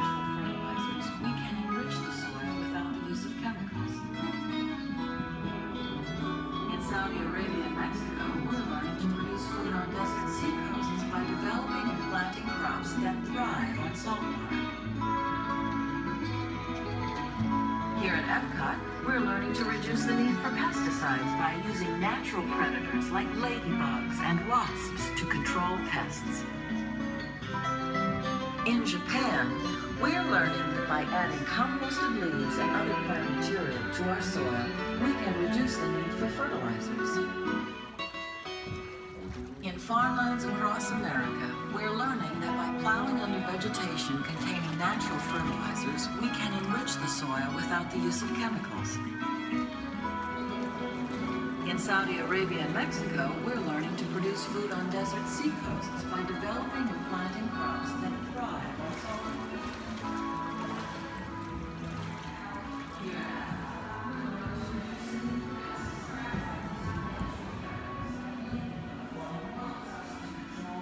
How will we meet tomorrow's growing needs for food production, yet still respect the needs of the land?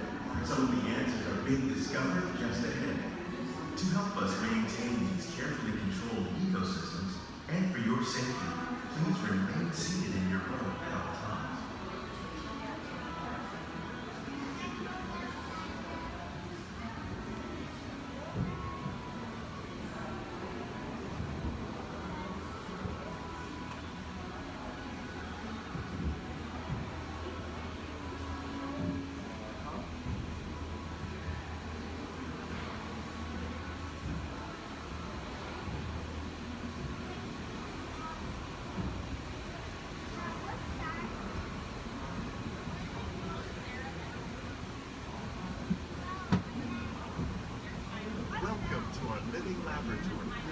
Scientists from Epcot and the U.S. Department of Agriculture are exploring innovative ways to produce bountiful harvests now and into the future.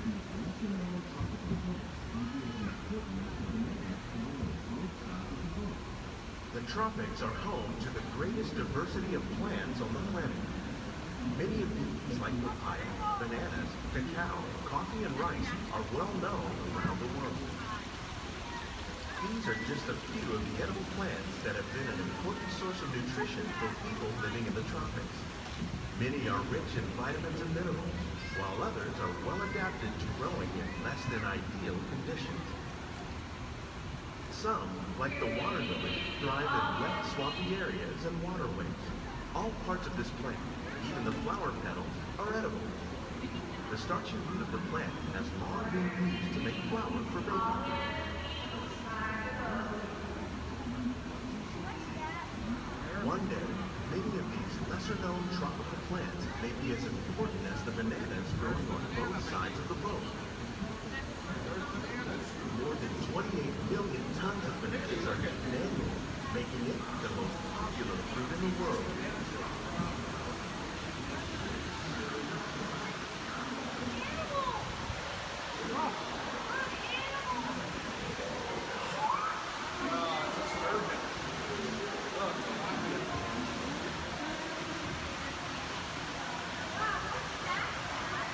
When we mention farming, you probably don't think of fish, but fish farming or aquaculture accounts for nearly half of all the seafood consumed globally. Tilapia, bass, and catfish, like the ones you see here, are three of the more popular crops raised by fish farming. The sustainable system we're using here recycles the water in the tank. As a result, we're able to save millions of gallons each year. Our small fish farm produces nearly 5,000 pounds of fish each year to serve in restaurants around the nation.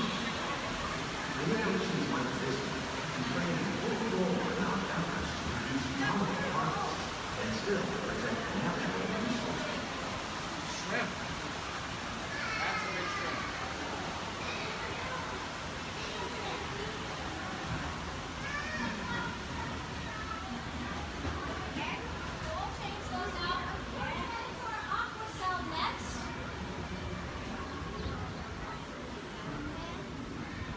Little sunflowers.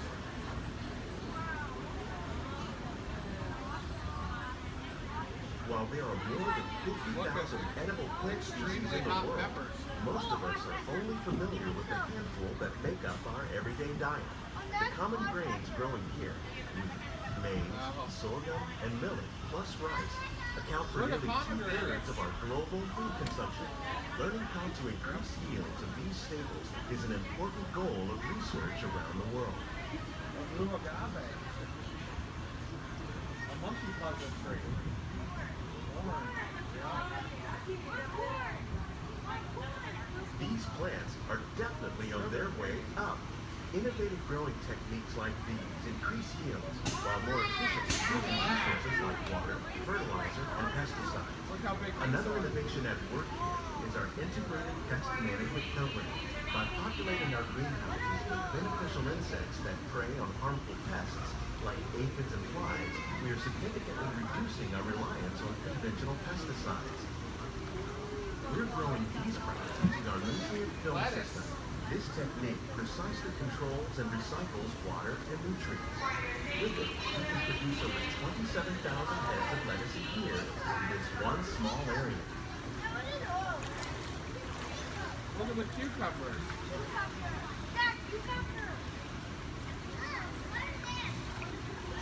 Look at the strawberries. Some of our best ideas have been inspired by nature, like these fruit and vegetable trees. By growing these ground plants vertically, we can increase yields and better control diseases. These crops taste as good as they look. In fact, we serve more than 15 tons of produce from our greenhouses in restaurants here at the Land every year. Look at the jalapenos. That's a great idea.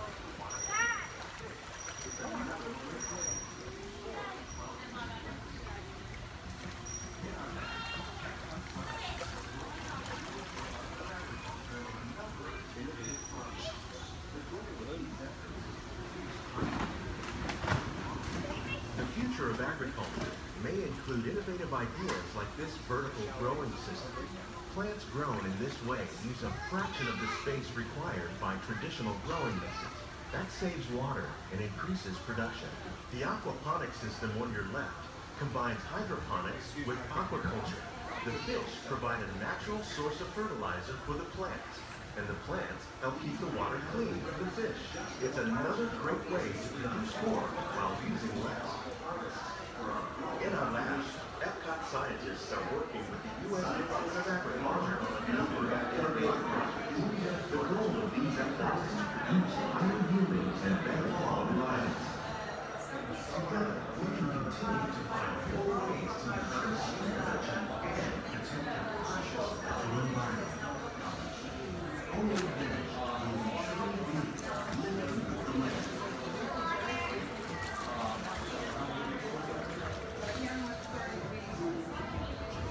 On behalf of Walt Disney's greenhouses represent just a fraction of the work being done worldwide to produce bountiful harvests for our growing populations. Scientists, farmers, and even backyard gardeners are doing their part to improve the quantity and quality of foods that we all rely upon. Together, we can continue to find more ways to increase food production and protect our precious natural environment. Only then will we truly be living with the land.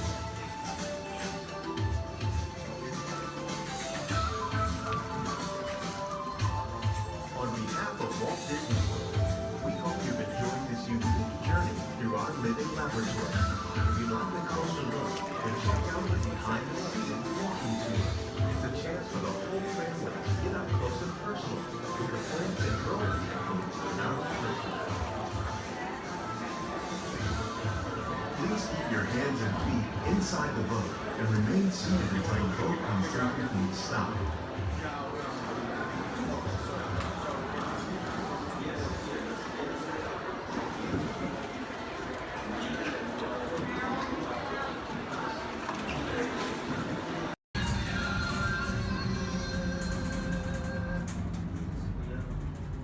Ladies and gentlemen, this is Disney's All-Star Movies Resort. Please collect your belongings, watch your head and step as you disembark, and take small children by the hand. Thanks for riding with us, and welcome home.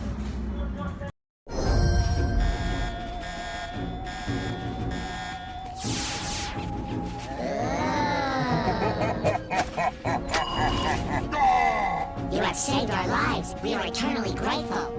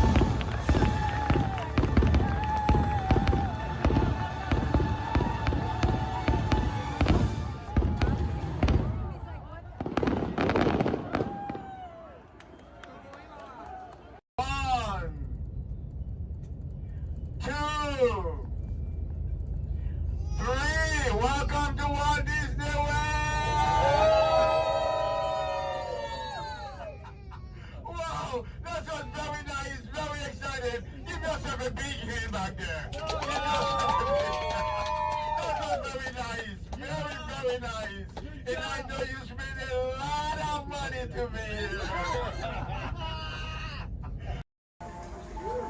those of you just joining us, welcome aboard Excursion 3 on the Disneyland Railroad. For your safety, please remain seated at all times, keeping your hands, arms, feet, and legs inside the train. Please supervise all children, making sure they are seated away from the train openings, either fully on a lap or on a bench. Our next stop will be Beacon to Town Depot, your gateway to all Fantasyland attractions. We'll meet at the front. We're taking the train to the front. Oh, perfect. Bye bye.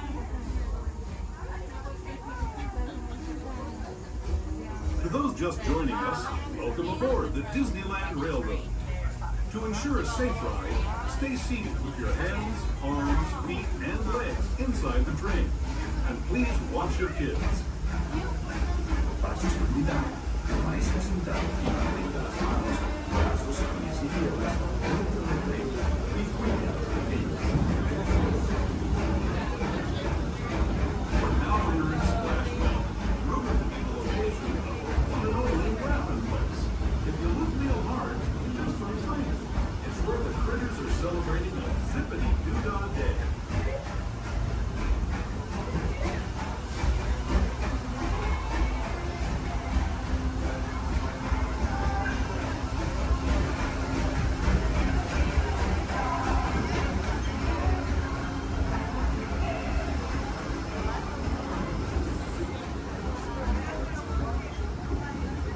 Speaking of critters, this place we're passing over is home to a whole bunch of them. Here in Critter Country, you can join Winnie the Pooh, Tigger, Brer Rabbit, and Brer Bear on their fun-filled adventures.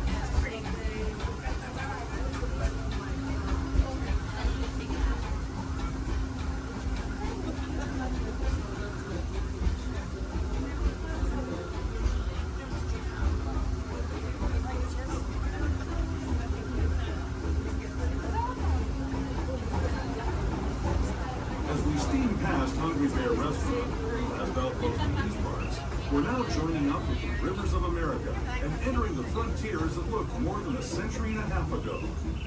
This is my favorite part of the journey. Around every bend, there's natural beauty as far as the eye can see.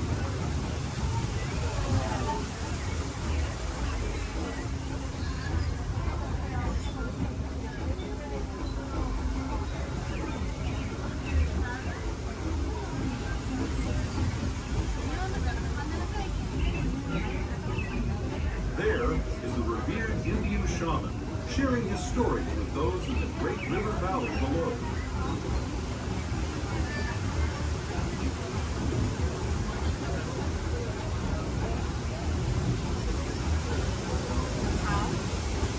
People like me have been riding these trails since the 1800s, traveling through nature's wonderland in a matter of days, rather than the months it used to take by mule or stagecoach. Steam power not only fueled these iron horses, but the dreams of a whole new generation as it moved west into this great frontier. Of course, some of those dreams and the stories that went with them were pretty darn wild and downright unbelievable, like on Big Thunder Mountain, where I hear that mysterious spirits have grabbed hold of those mining trains and turned them into the wildest ride in the wilderness.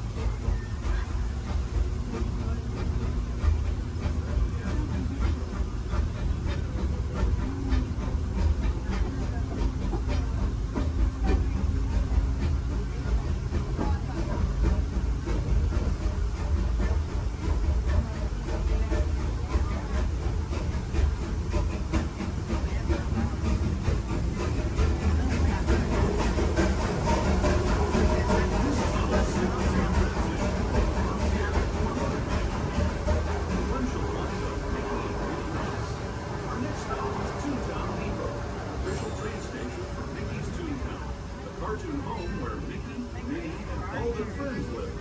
Toontown Depot is also the gateway to Fantasyland, where you'll find many of your favorite Disney animated characters and As we make our way to Mickey's Toontown Depot, we do ask that you please remain fully seated until the train has come to a full and complete stop. This will be your stop for all Fantasyland attractions, including Into Small World, Alice in Wonderland, Peter Pan's Flight, and our other favorite little train, Casey Jr. Once again, please remain fully seated until we have come to a full and complete stop. Toontown Depot, Mickey's Toontown.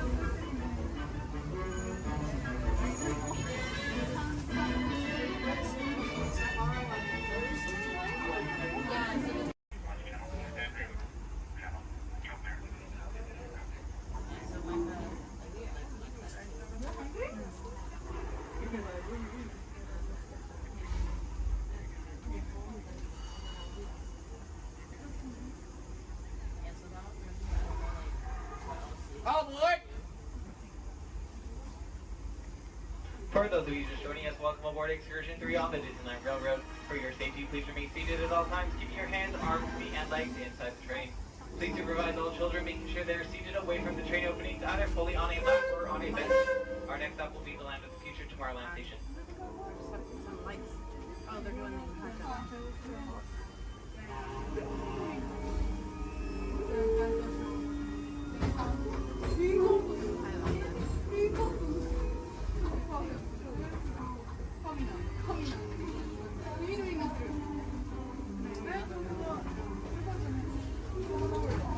Hello, everyone. Thanks for joining us on the Disneyland Railroad. For a safe ride, remember to stay seated with your hands, arms, feet, and legs inside the train. And please watch your kids. ¿Qué tal, amigos? Y bienvenidos a bordo. Para su seguridad, permanezca sentado y mantenga las manos, brazos, pies y piernas dentro del tren y cuide a los pequeños. Gracias. As we leave Toontown Depot, we get a real nice view of the happiest land of them all, Fantasyland. You can see people stepping onto It's a Small World just below us. And, off in the distance, majestic Matterhorn Mountain.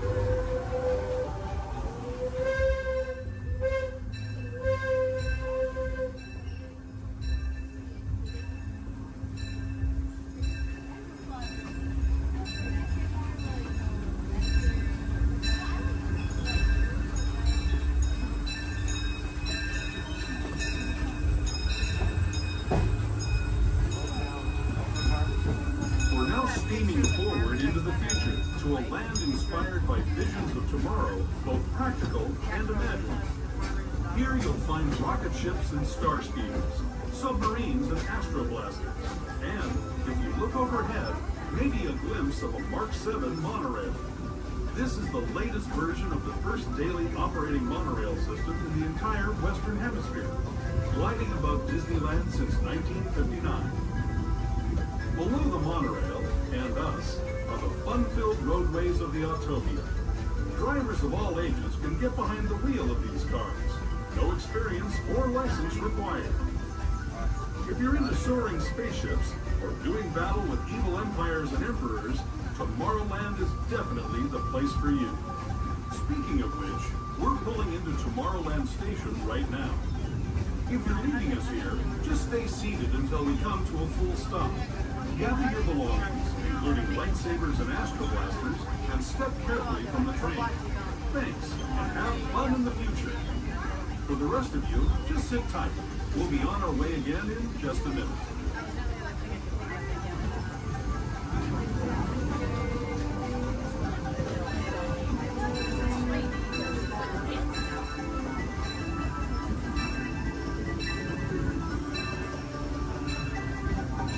As we make our way into Tomorrowland Station, we do ask that you please remain fully seated until the train has come to a full and complete stop.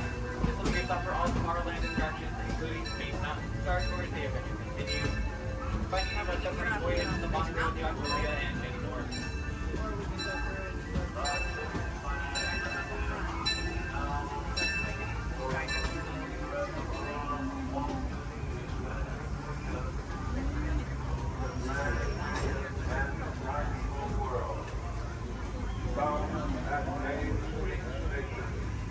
Frontierland and Mickey's Toontown.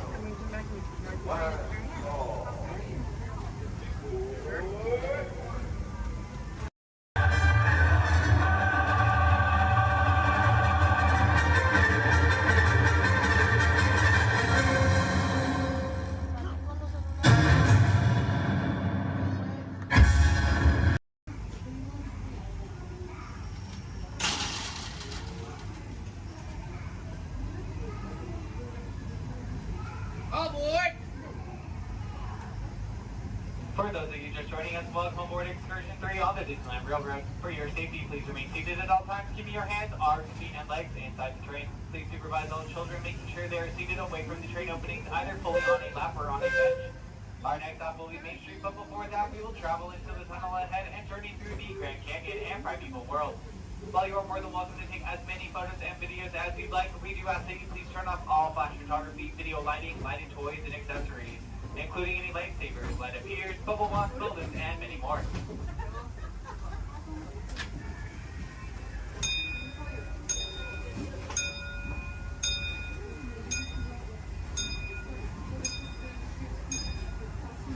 To those who have just come aboard, welcome. The next leg of our journey will take us from the fantastic world of the future to the breathtaking beauty of nature's own design, the Grand Canyon. For your safety, stay seated with your hands, arms, feet, and legs inside the train. Watch your children and no flash photography. Para su seguridad, permanezca sentado y mantenga las manos, brazos, pies y piernas dentro del tren y cuide a los pequeños. Por favor, no tome fotografías con flash.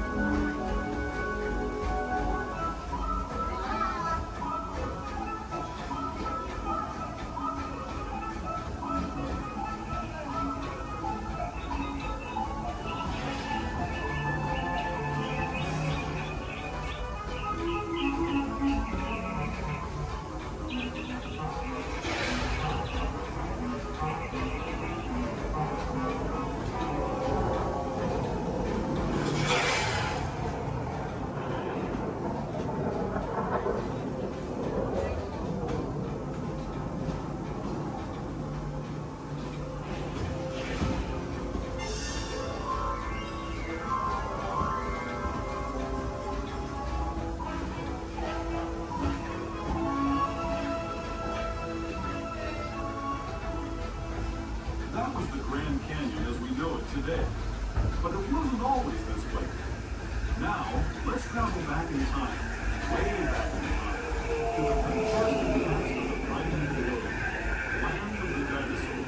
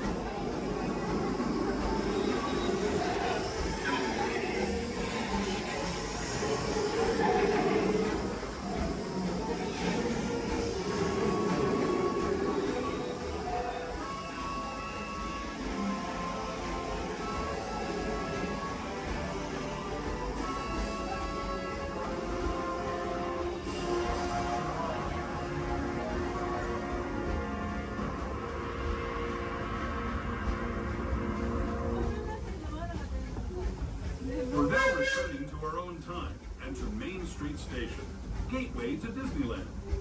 If you're leaving us here, stay in your seat until we come to a full stop. Remember to gather all your personal belongings and step carefully from the train. I'd especially like to thank those of you who've been with me. As we make our way back to Main Street Station, remain fully seated until the train has come to a full and complete stop. As a reminder, Main Street Station has very quickly there are no ramps or elevators, so we do not wait for the optional and wheelchairs only listed at the very bottom of the exit stand. This will be your stop. Sit down to Disney District Park exit and of course Main Street.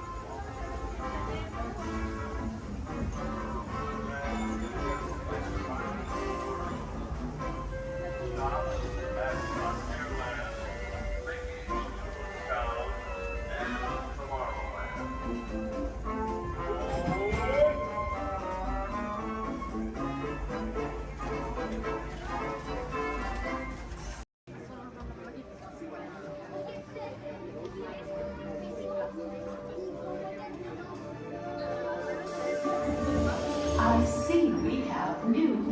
wonders. Welcome, Terrans, to the wonders of Xandar. I am World Mind, sentient supercomputer of Xandar. I hold the knowledge, memory, and experiences of all Xandarian citizens, past and present. This gives me extensive knowledge, yet I am constantly learning, and I am now learning about you and your planet, Terra.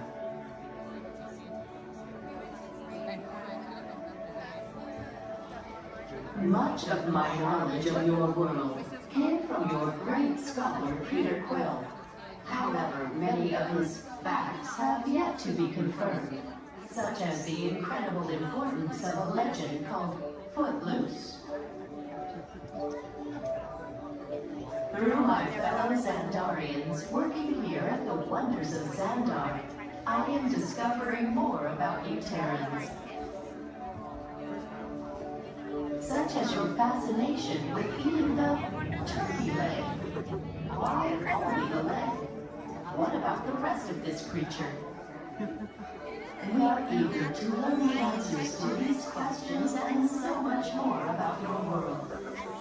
In return, we Xandarians hope to share with you more about ours. Although Xandar is 2.537 million light-years away from your planet Terra, our worlds are actually quite similar, and began at precisely the same moment. We refer to this as Time Zero, before the existence of anything. Our worlds were born of a single point of matter and energy that lasted outward in what you Terrans refer to as the Big Bang. And from nothing came the beginning of everything.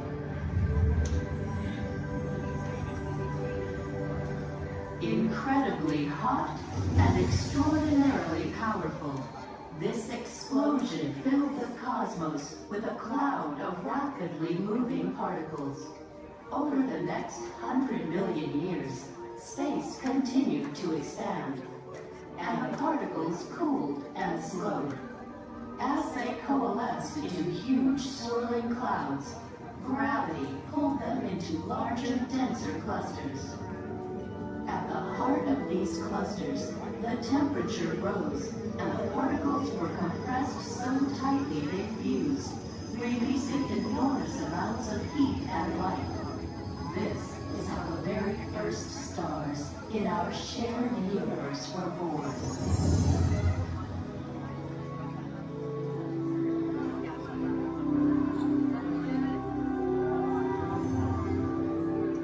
The singularity is just one of the commonalities between our two worlds that we will explore today.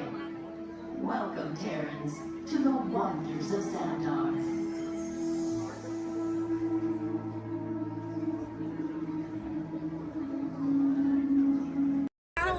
That means thank you. Another word that we say here on the reserve is Twin Day, and Twin Day means let's go. Jumbo everyone, my name is Selena. I'm going to be your safari guide here today. Before we get out on the reserve, I do have a few safety reminders. Please make sure that we keep our hands, arms, feet, and legs inside the vehicle at all times so that we remain fully seated throughout our entire journey today. Now, if you take a look above your head, we have an animal spotting guide. You can use that guide to help me spot some animals out here on the reserve. I can't promise that we're going to see all of them, but I usually have some pretty good luck. Now we're going to be heading into the Little Aturi Forest here first, and this area is home to animals that tend to be shy. They like to use camouflage to blend in with their environments, but we're going to see what we can find today. And already see, looks like we're going to see that saddle-billed stork. They're high up on that left-hand side of the road there. And the saddle-billed stork gets its name after the little yellow patch that's on its beak. It's shaped like a saddle. Those birds are 5 feet tall and have a wingspan of 9 feet, about the same width of the canopy that's above your head. Now on that right-hand side there, we have the okapi. And the okapi have stripes on their legs that make them look like they're related to the zebra, but they're not. They're actually related to the giraffe. They have long, prehensile tongues that they use to grab vegetation. Their tongues are so long and touch their eyeballs and clean their ears. As we're looping around here, you can see we have some greater kudu way up there, as well as the bongo. Now, the bongos are going to have that deep, almost penny color coat to them. those antlers over there, and then the greater kudu, the tan-colored coat right there. Now the bongos are known as the ghosts of the forest because of how rare they are to spot in the wild. And their antlers, they angle backwards, and that's to help them get through thick vegetation and underbrush very quickly. Now the greater kudu that we see right there, the greater kudu are one of the tallest antelopes in Africa, or the second tallest antelope here on the reserve. They stand at 55 inches tall at their shoulder, and they can leap about 8 feet forward. Now coming up here on the left-hand side, we're going to see the black rhino.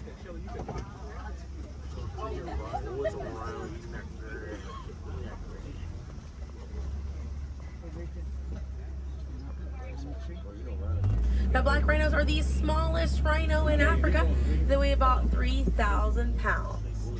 Rhinos are poacher hunted for their horns. Some people believe that they have medicinal value, but they do not. Their horns are not valuable at all, made out of keratin. And that's the same thing that our fingernails are made out of. Really good view of that bongo there on the right-hand side as we're passing by here.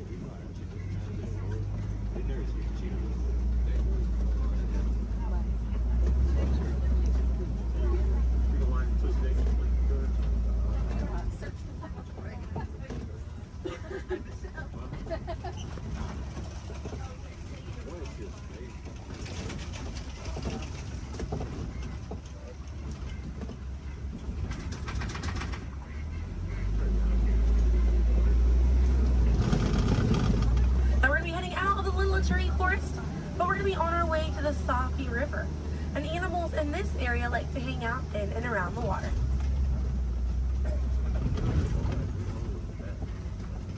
Now coming up on the right hand side, we're going to see some pink-back pelicans.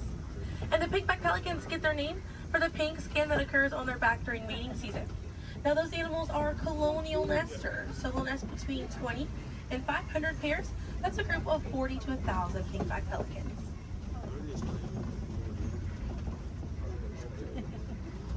A view of the Savi River coming up on the left, and we have some Nile hippopotamuses.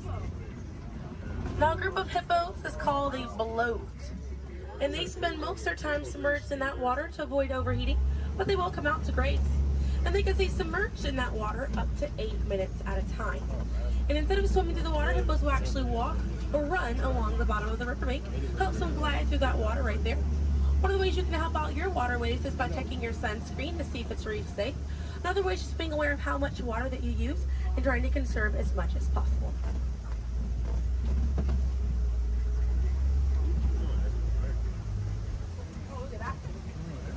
Another one there, taking a nap on that left-hand side.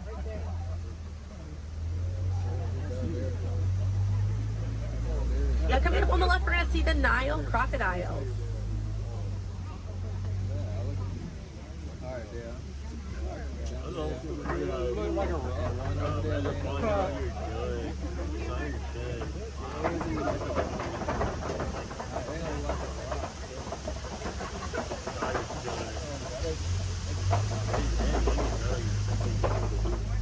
Now the Nile crocodiles can eat half their body weight in one sitting, and they can go months without eating if food is scarce. Now mother and father crocodiles are great parents, and they'll gently roll their eggs in their mouth. It softens up their shell, and it makes it easier for their babies to hatch. But we're going to be heading into the savannah now, and the savannah hosts millions of migrating animals every year. And it's home to Africa's most well-known animals, such as zebras and giraffes. I'm hoping that we'll be able to spot some today, but as we're getting out here, we have a pretty good chance to identify some animals with that animal spotting guide. We have lots of wide open spaces. So already see, looks like you can see the elands are out there. Wondering what other animals. I'm hoping it'll be a pretty busy day out there.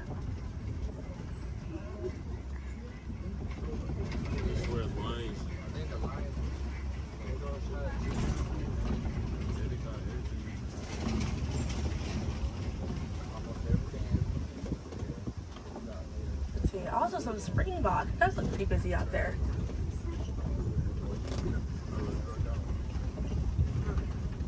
So we're still looking around here. Keep an eye on the right. They're going to be past this kind of rocky area. It's a herd of wildebeest way back there in that pathway. And the name wildebeest means wild beast in Afrikaans. And they'll travel in groups of 1.5 million, and they'll go about 500 to 1,000 miles every year. That's roughly the distance between here and New York. And during a wildebeest's great migration, they can kick up so much dust that their dust cloud can sometimes be seen from space. Now, wildebeests are very impressive animals. They're able to run about 15 minutes after they're born. But this group of trees there on the right-hand side, they're all kind of pruned underneath to the same height, and that's about as far as those giraffes can reach. Lucky the vegetation on these trees all around this area here. Now that's going to be the Maasai giraffe, and the Maasai giraffes have an irregular coat pattern. They don't have those clean lines around their spots like the reticulated giraffe that's on your animal spotting guide does.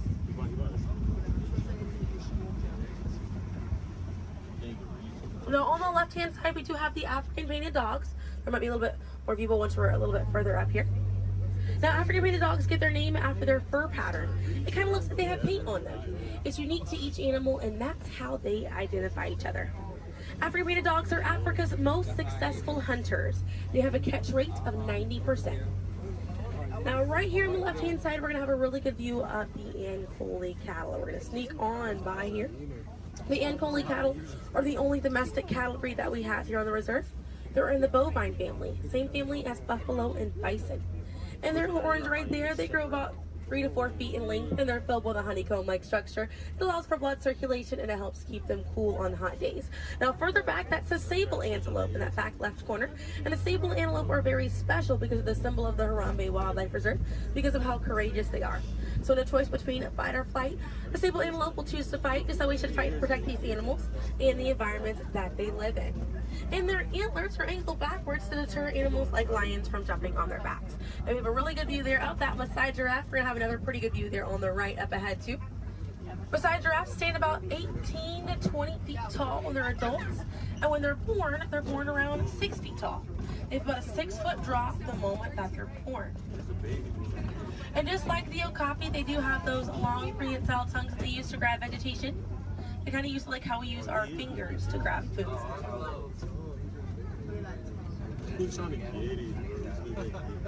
Really good view of them right there. They're actually the same number of neck bones or vertebrae in their neck as we do in ours. Theirs is just bigger.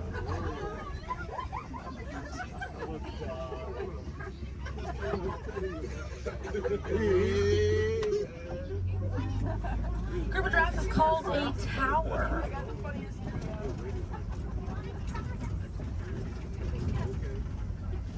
Now we're going to see on the left-hand side we have the elands. Now the elands are right next to the springbok. The elands are the tallest antelope on the reserve. They stand at 6 feet tall at their shoulder. One of my favorite eland facts is they'll make a flower crown with their antlers to impress the females during mating season. Now it's not a perfect flower crown, they'll kind of root up at plants and bushes, but it's the thought that counts. Another eland right there, a couple of elands right there. And then we have the springbok, and the springbok are the smallest antelope on the reserve. They're able to jump 6 feet straight up into the air repeatedly and about 13 feet forward. And they're a symbol of a lot of sports teams over in South Africa. Now those elands right there, they can weigh up to 2,000 pounds.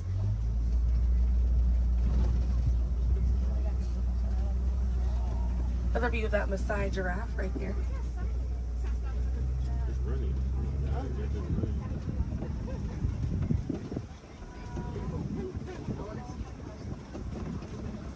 See what else we have waiting around the corner for us. Another Maasai giraffe there. But a bit big for these giraffes.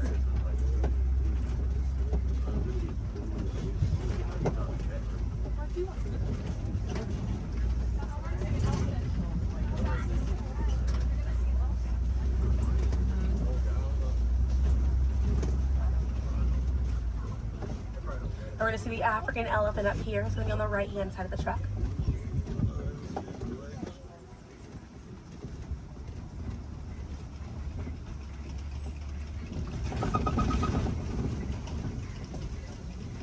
Really good view of that African elephant there on the right-hand side.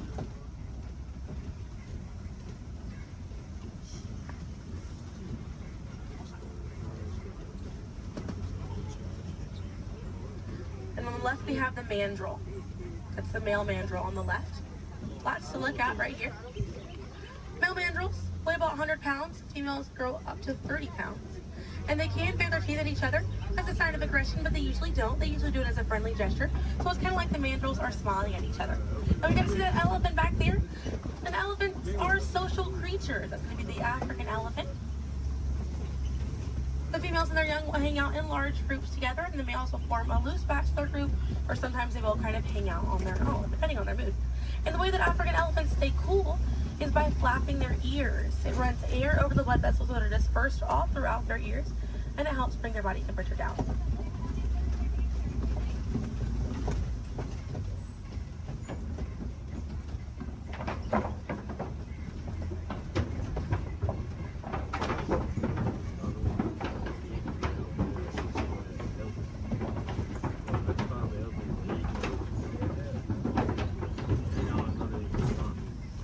We're going to be looping around this area here. We have lots of red clay on this right hand side.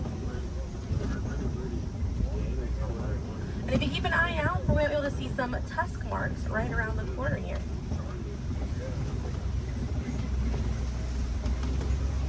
So those tusk marks on the right were caused by African elephants. And they'll scrape up against that clay and they'll eat it. More elephants there on the left hand side. And they eat it because it contains the minerals that they need, sort of like how we take vitamins.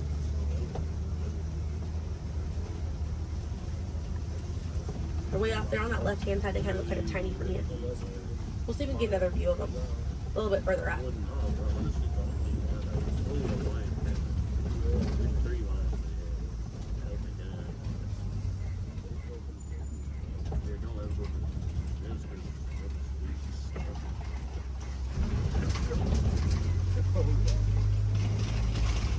So on the right hand side, we're going to pass by a couple of trees. There's one on the left by those elephants as well.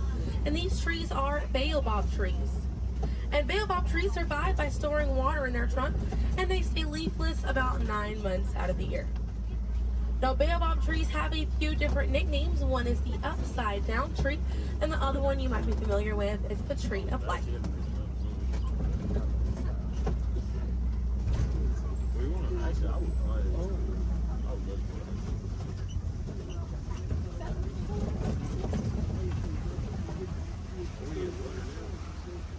And we're coming up here on a group of flamingos. Group of flamingos is called a flamboyant. So here we have that flamboyant of flamingo.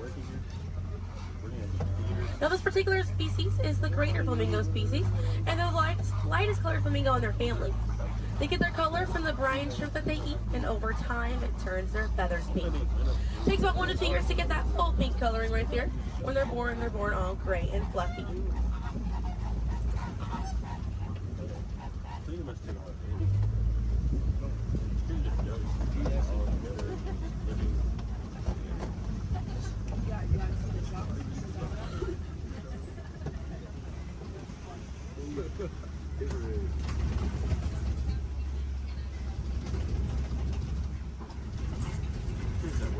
We have some white rhinos right around the corner here.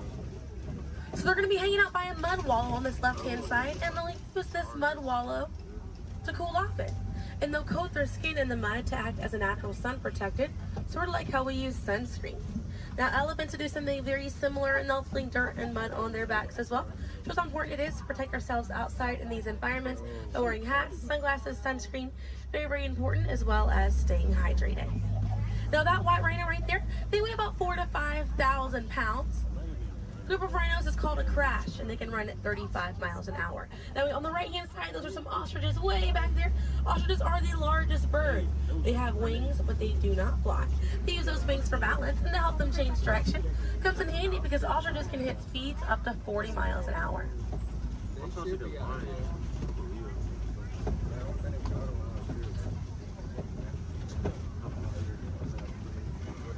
You see some cheetahs right around the bend here.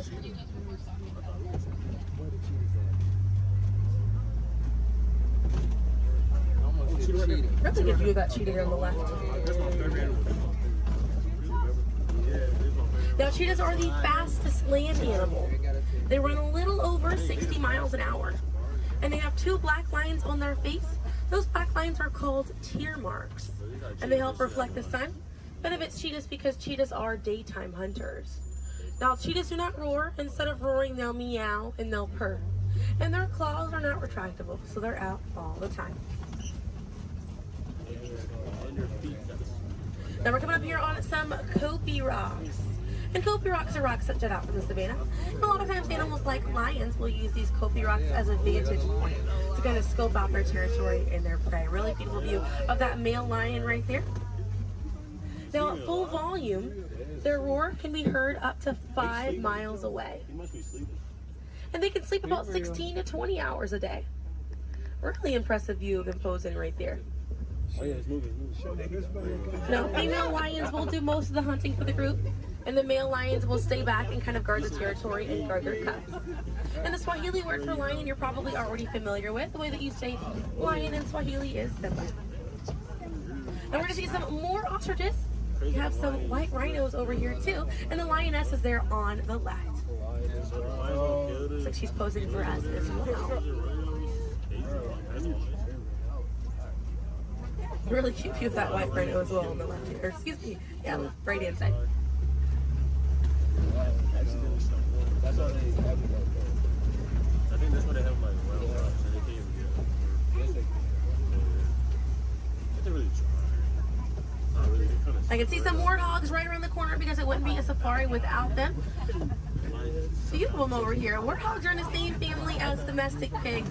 They're really intelligent animals and are the largest burrowing animal as well.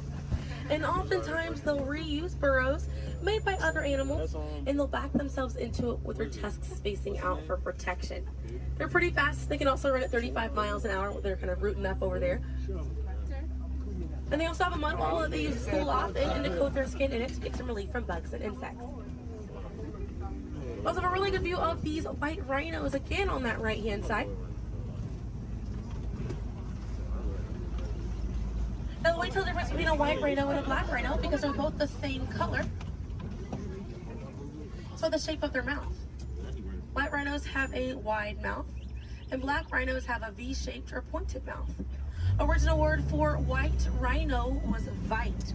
Vite means wide in Afrikaans, but over time it was misheard and mispronounced and it turns into the white rhino. I have a few of those warthogs as we're passing by on the left-hand side, but on the right we're going to see some ostrich eggs in that tall grassy area. And each one of those eggs right there weigh 3 pounds, and it's the equivalent of 2 dozen chicken eggs. Now those shells are so strong that the average man can stand on them and they will not break.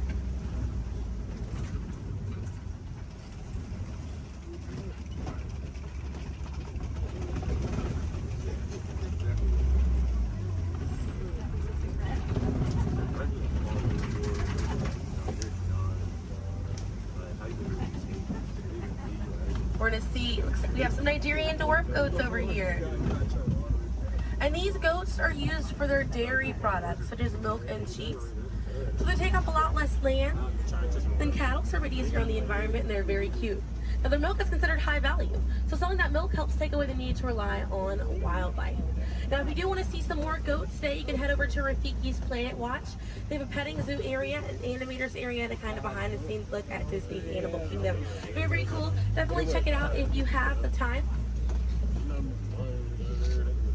They have a conservation station over there, and inside that they do have an animal hospital as well. Pretty cool. It's going to be a train right away through the Wildlife Express. Those trains are going to start running at 9:30. The last train leaves at 4:30 today. The petting zoo is going to close at 5 o'clock once you're over there, and the animators experience is going to close at 4:45. But we got to see a lot of really cool animals today. If you'd like to learn some more information, you can check out DisneyAnimals.com, or National Geographic is a really good resource. Some ways to help out these animals at home include volunteering at your local nature center, or a conservation organization, or even joining a local beach or river cleanup. Some more simple ways to help out at home include turning off the water while you brush your teeth, or using reusable water bottles instead of disposable ones. Now, those small changes really add up to make a big difference. And on behalf of Kilimanjaro Safaris, my name is Selena. I'm from Pensacola, Florida, and it was an honor to be your safari guide here today. I hope that you were able to see the importance of these animals and the environment that they live in. Now here in the reserve, we don't like to say goodbye because goodbyes are far too sad and far too final. So I will leave you with the Swahili word, kwaherini. And kwaherini means to go well, with the intentions of seeing each other again one day. So kwaherini, my friends. Another word that we say here on the reserve is asante sana. And again, that means thank you. So thank you for joining me here at Kilimanjaro Safaris. I'll be dropping you off right around the bend here, right where I picked you up, so we still have a bit more of a journey together.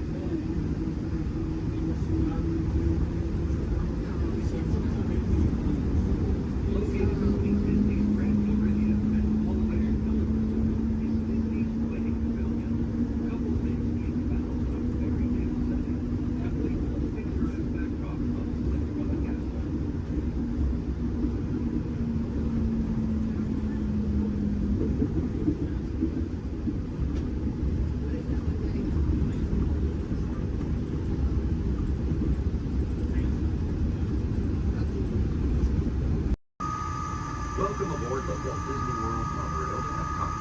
For those of you standing, please hold on to the handrails throughout our journey and stay clear of the door. For the comfort of others, no smoking, please. Thank you. As we turn south, you can catch a glimpse of the spires of Space Mountain in the Magic Kingdom. Nearby is Disney's contemporary resort.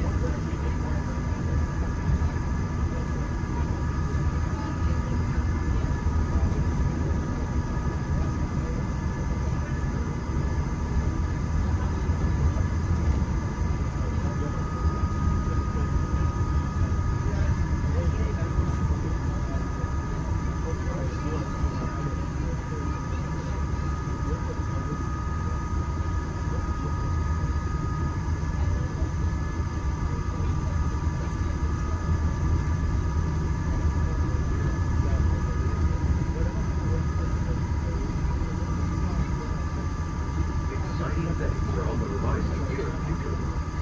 Whether it's rocketing back to the big battle with the Guardians of the Galaxy, or exploring the hungry city back on the power of blood, these worlds are sure to inspire.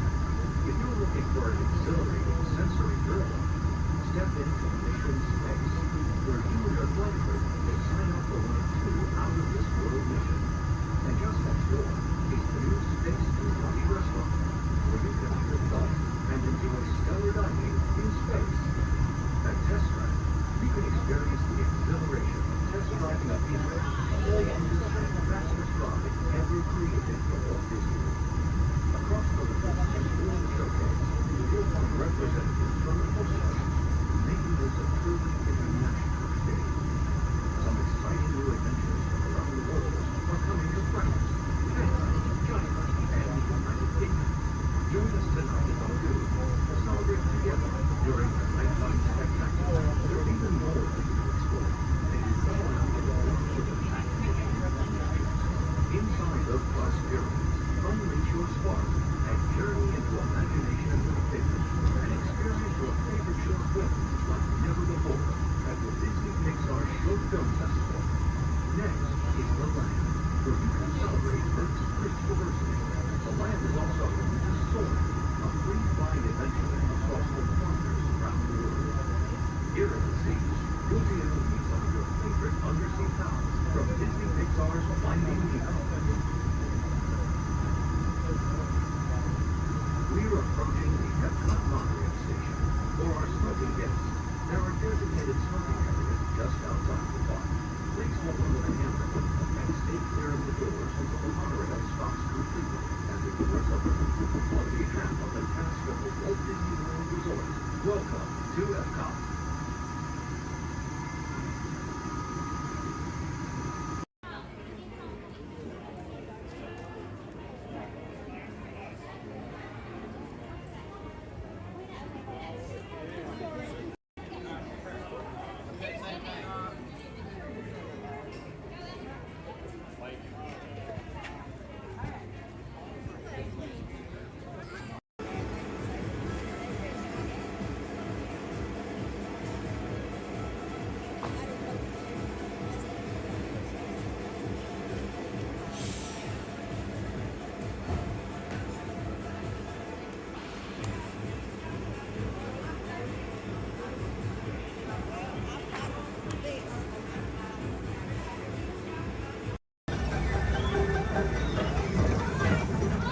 Attention all visitors from Galaxy M31.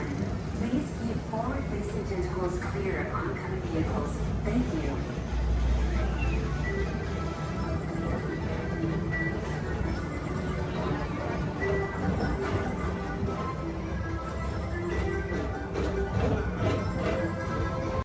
I cannot wait to get to go back and ride Horizons. Also want to see the energy, dinosaurs, and of course, hear the Veggie Veggie Fruit Fruit. Oh, it's the best. Can't wait. Okay.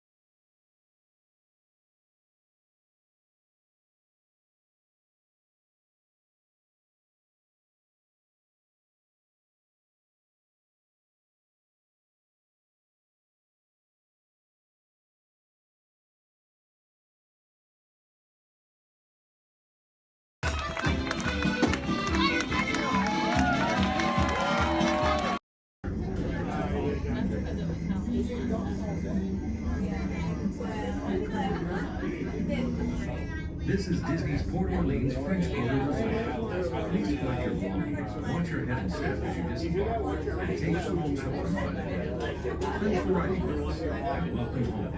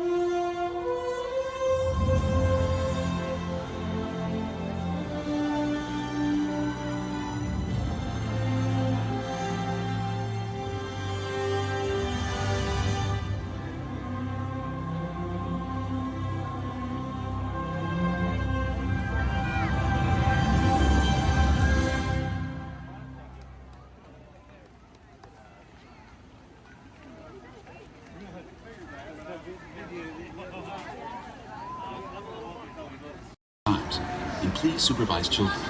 Thank you. La estación de control de cinturones de seguridad está a la vuelta de la esquina. Por su seguridad, mantenga sus manos, brazos, pies y Automated piernas driving technology activated. Welcome to the sim track.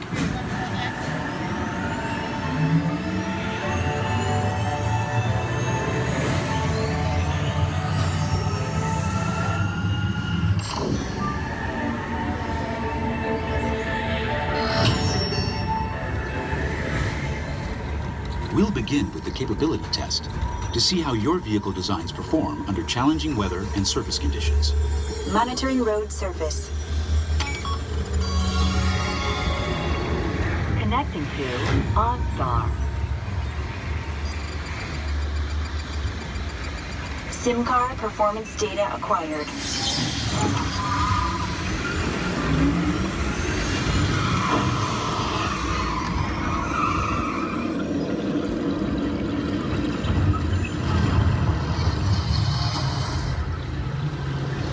Let's see how your designs hold up now. Commencing SIM car off-road and extreme weather sequence.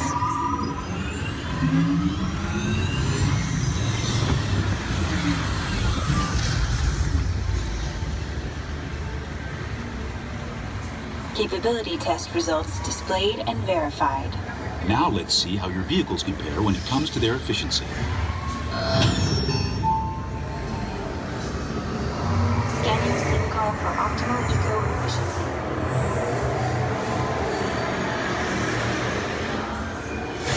Engaging eco-scan for aerodynamic efficiency.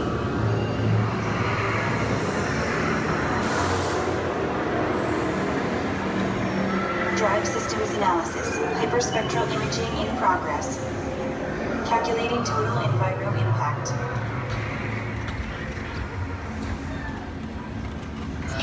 Commencing responsiveness test. Okay, the responsiveness data is now being synchronized. Automated driving technology verified and active.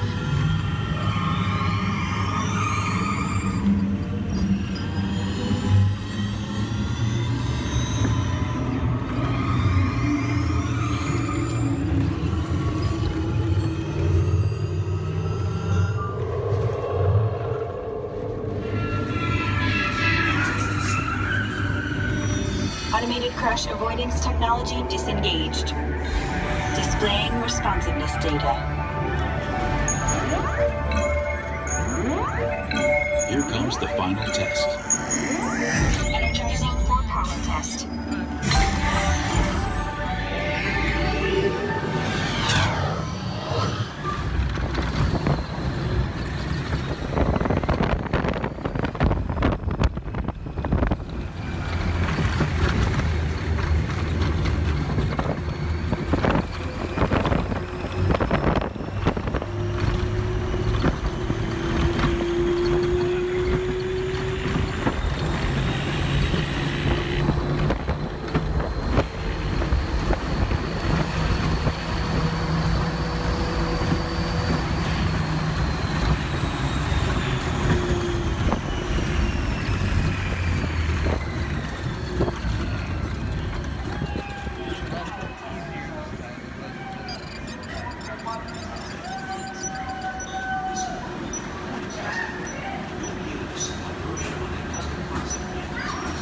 Displaying power test results.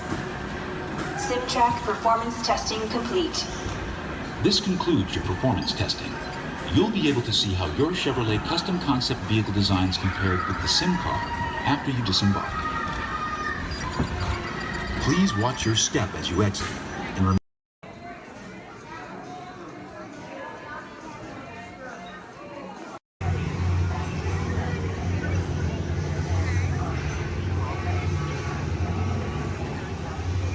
Time travel commencing in T-minus 10 seconds and counting. This is Seeker. Listen up. We've got to get in, grab the iguanodon, and get out before that asteroid hits. Let's roll!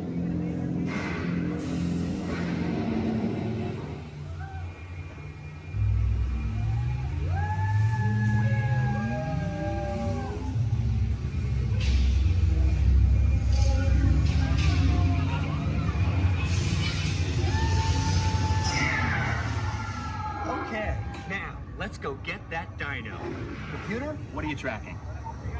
Styracosaurus. Not our dino. Warning, meteor shower in range. Just little one. Oleoramus. Hadrosaur. Raptor. Time to get serious. Locking autopilot on homing signal now! Hang on! I'm tracking a big dino on the scope. Could be ours. Computer, full stop. Identify. Carnotaurus. Definitely not our dino. Go, go, go!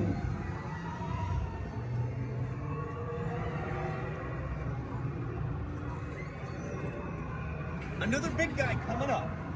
Computer. Slow and identify. Sauropod. Still not our dino, but at least this one's a vegetarian.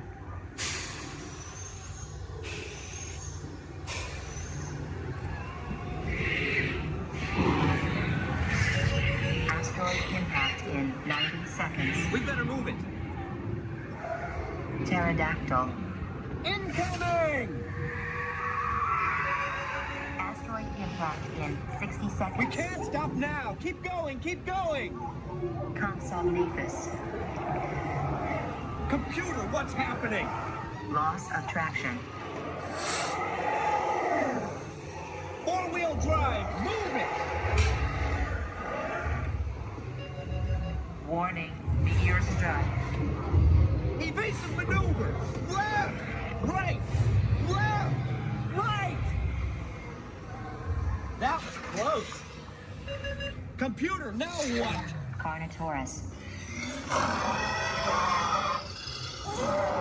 That's it! Abort mission! Abort! Abort! Iguanodon. Forget it! Get them out now!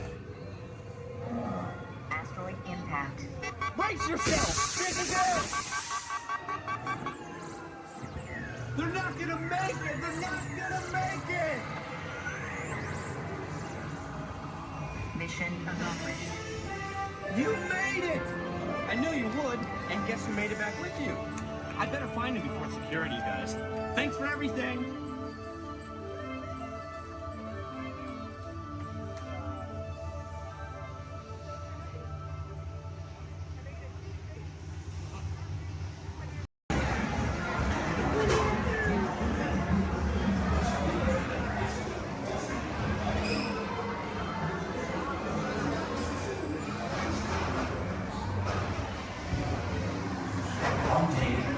Acre Wood, the East Wind traded place.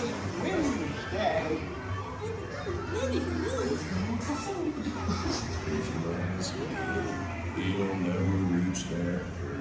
Why me? Why me? Oh dear. Can anyone talk to them, Mom?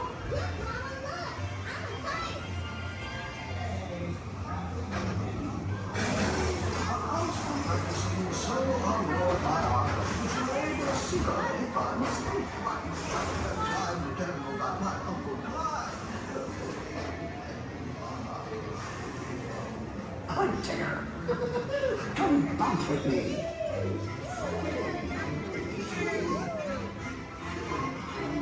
It makes you feel just great, doesn't it?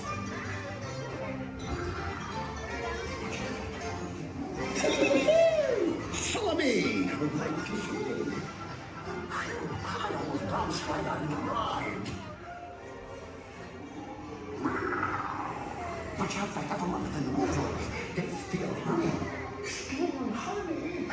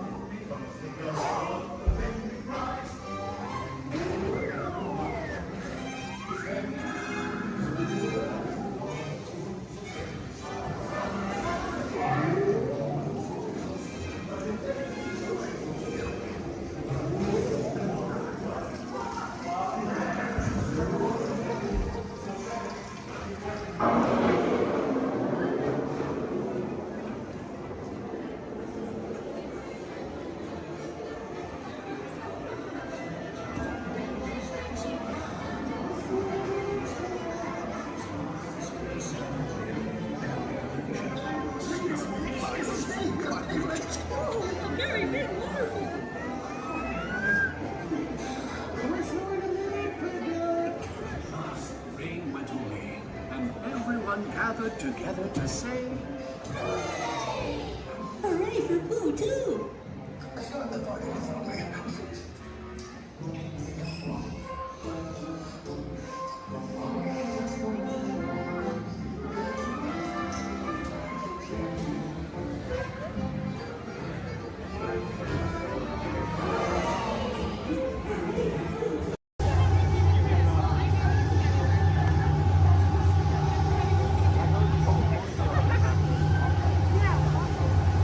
Time travel commencing in T-minus 10 seconds and counting.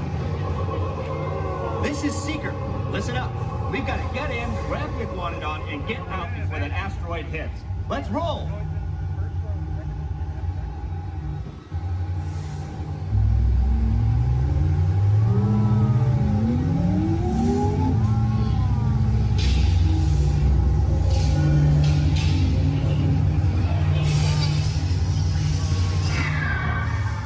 Okay, now, let's go get that dino.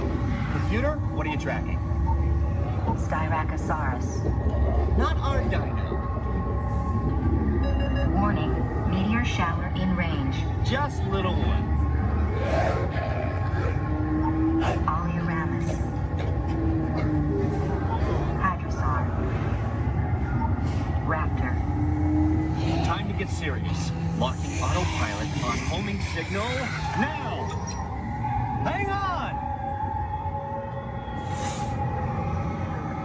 I'm tracking a big dino on the scope. Could be ours. Computer, full stop. Identify. Carnotaurus.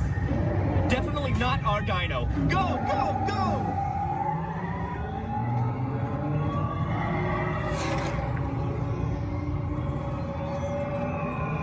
Another big guy coming up. Computer. Slow and identify. Sauropod. Still not our dino, but at least this one's a vegetarian.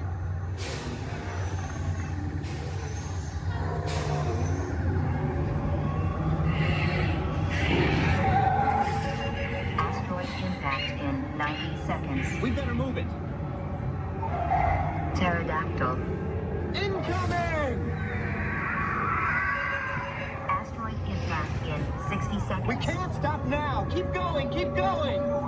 Compsognathus. Computer, what's happening? Loss of traction.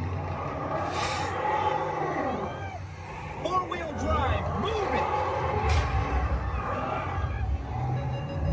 Warning, meteor strike. Evasive maneuver! Left, right, left, right! That was close. Computer, now what? Carnotaurus. That's it! Abort mission!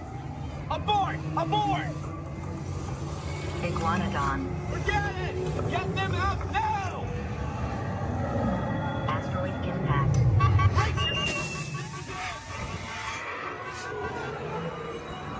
They're not gonna make it! They're not gonna make it! Mission accomplished. You made it! I knew you would, and guess who made it back with you? I better find him before security does. Thanks for everything!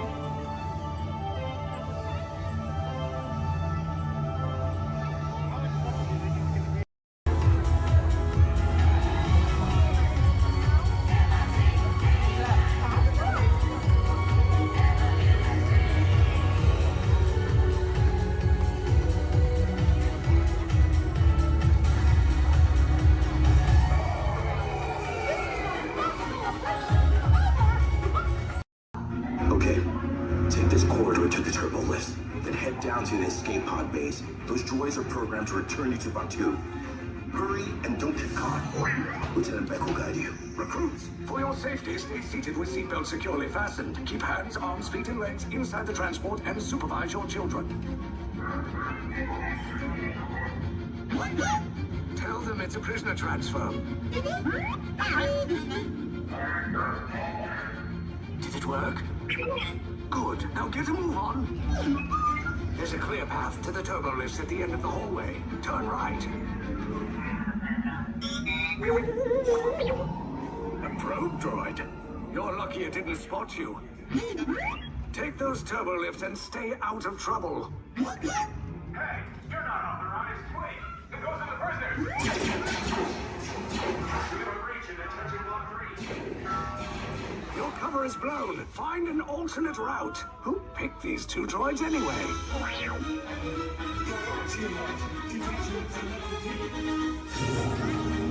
There we are! Fire!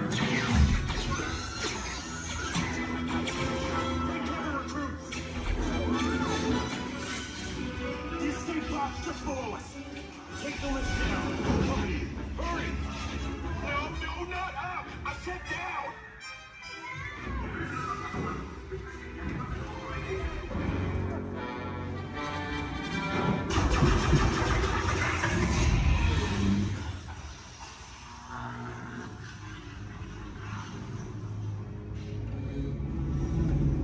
The Resistance will attempt to rescue the prisoners. They have neither the resources nor the courage to engage us. You underestimate their conviction. Raise the shields! Shields? I see no evidence. Now! Sound the alarm! All personnel to their stations!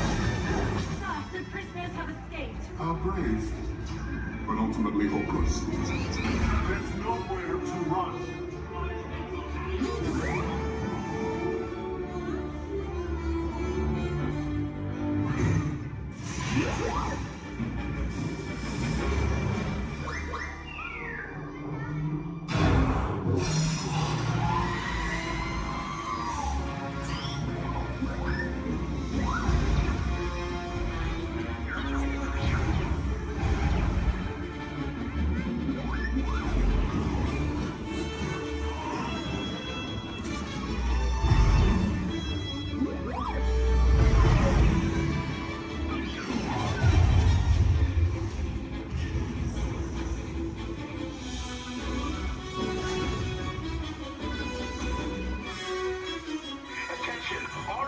Personnel, abandon ship.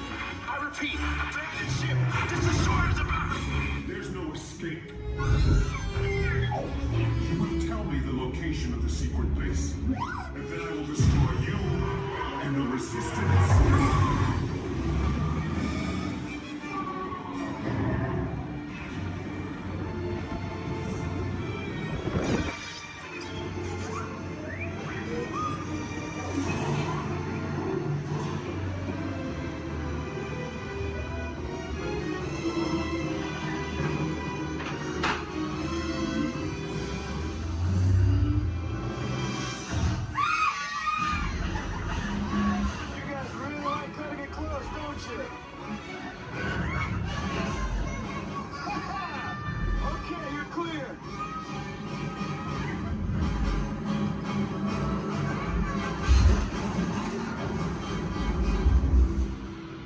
Escape pods came in a little off target.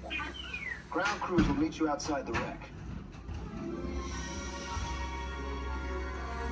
All right, nice job, recruits. Not what you signed on for, but hey, you're Resistance now.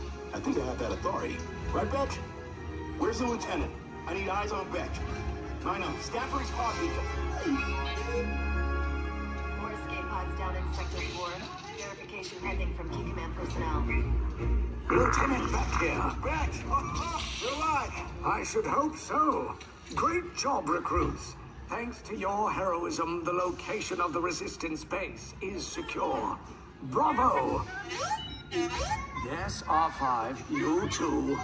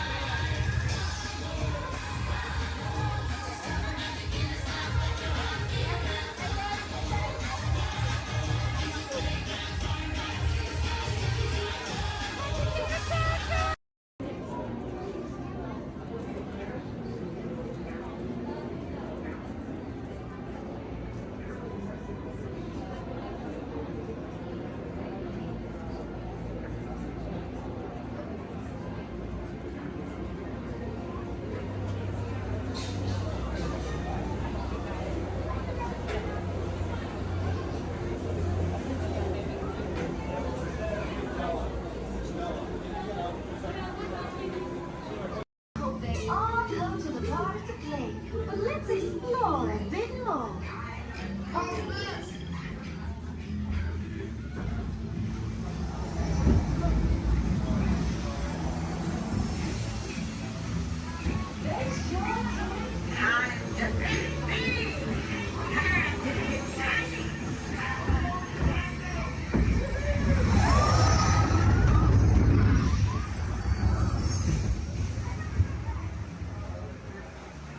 Where did our friends go? They're vanished. We have to find them.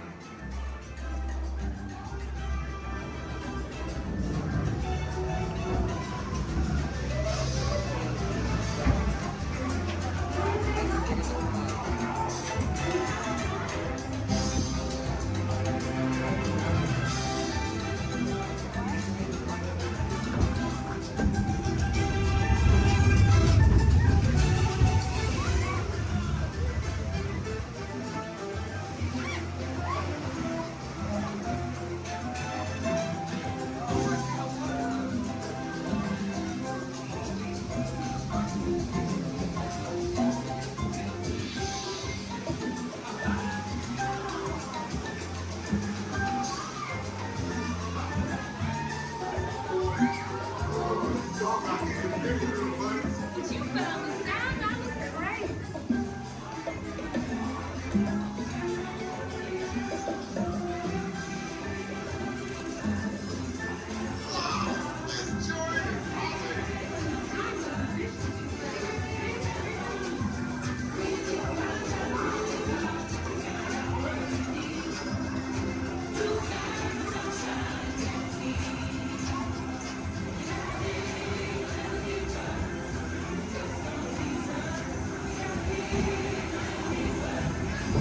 Ladies and gentlemen, this is Disney's All-Star Sports Resort.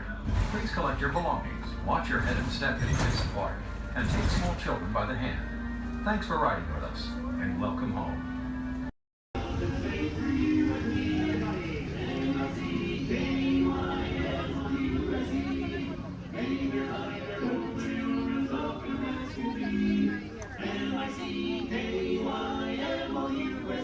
Mickey Mouse, Mickey Mouse, like the river that is over and come along and sing a song and join the tambourine.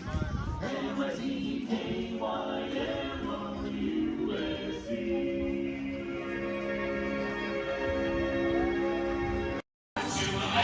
The bear's got a living, he's headed through the gate.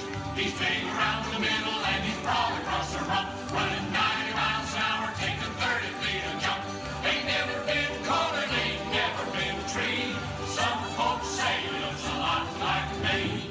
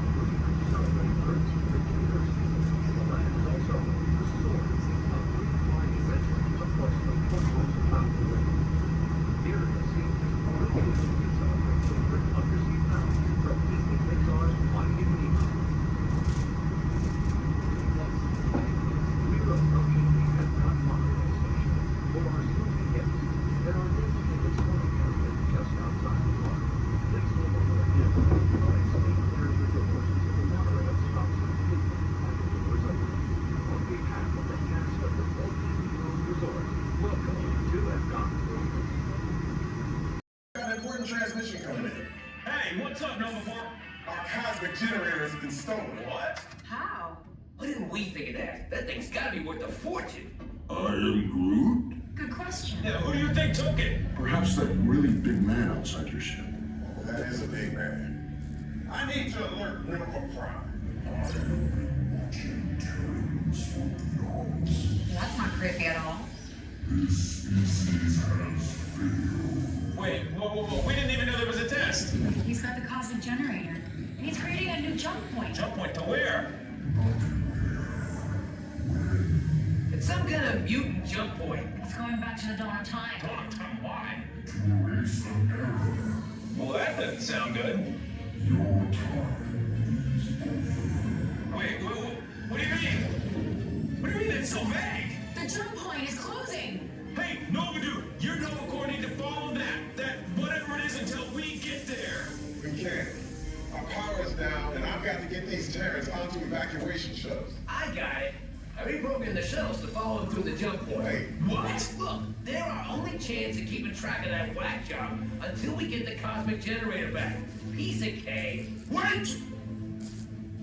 There's King. Where's this King? The odds are impossible, Yep. but it's our only shot. Good luck. Are you sure you can control it? Come on, it's me. I got this. We're all toast. First there was cake, now there is toast. This plan is making me so hungry.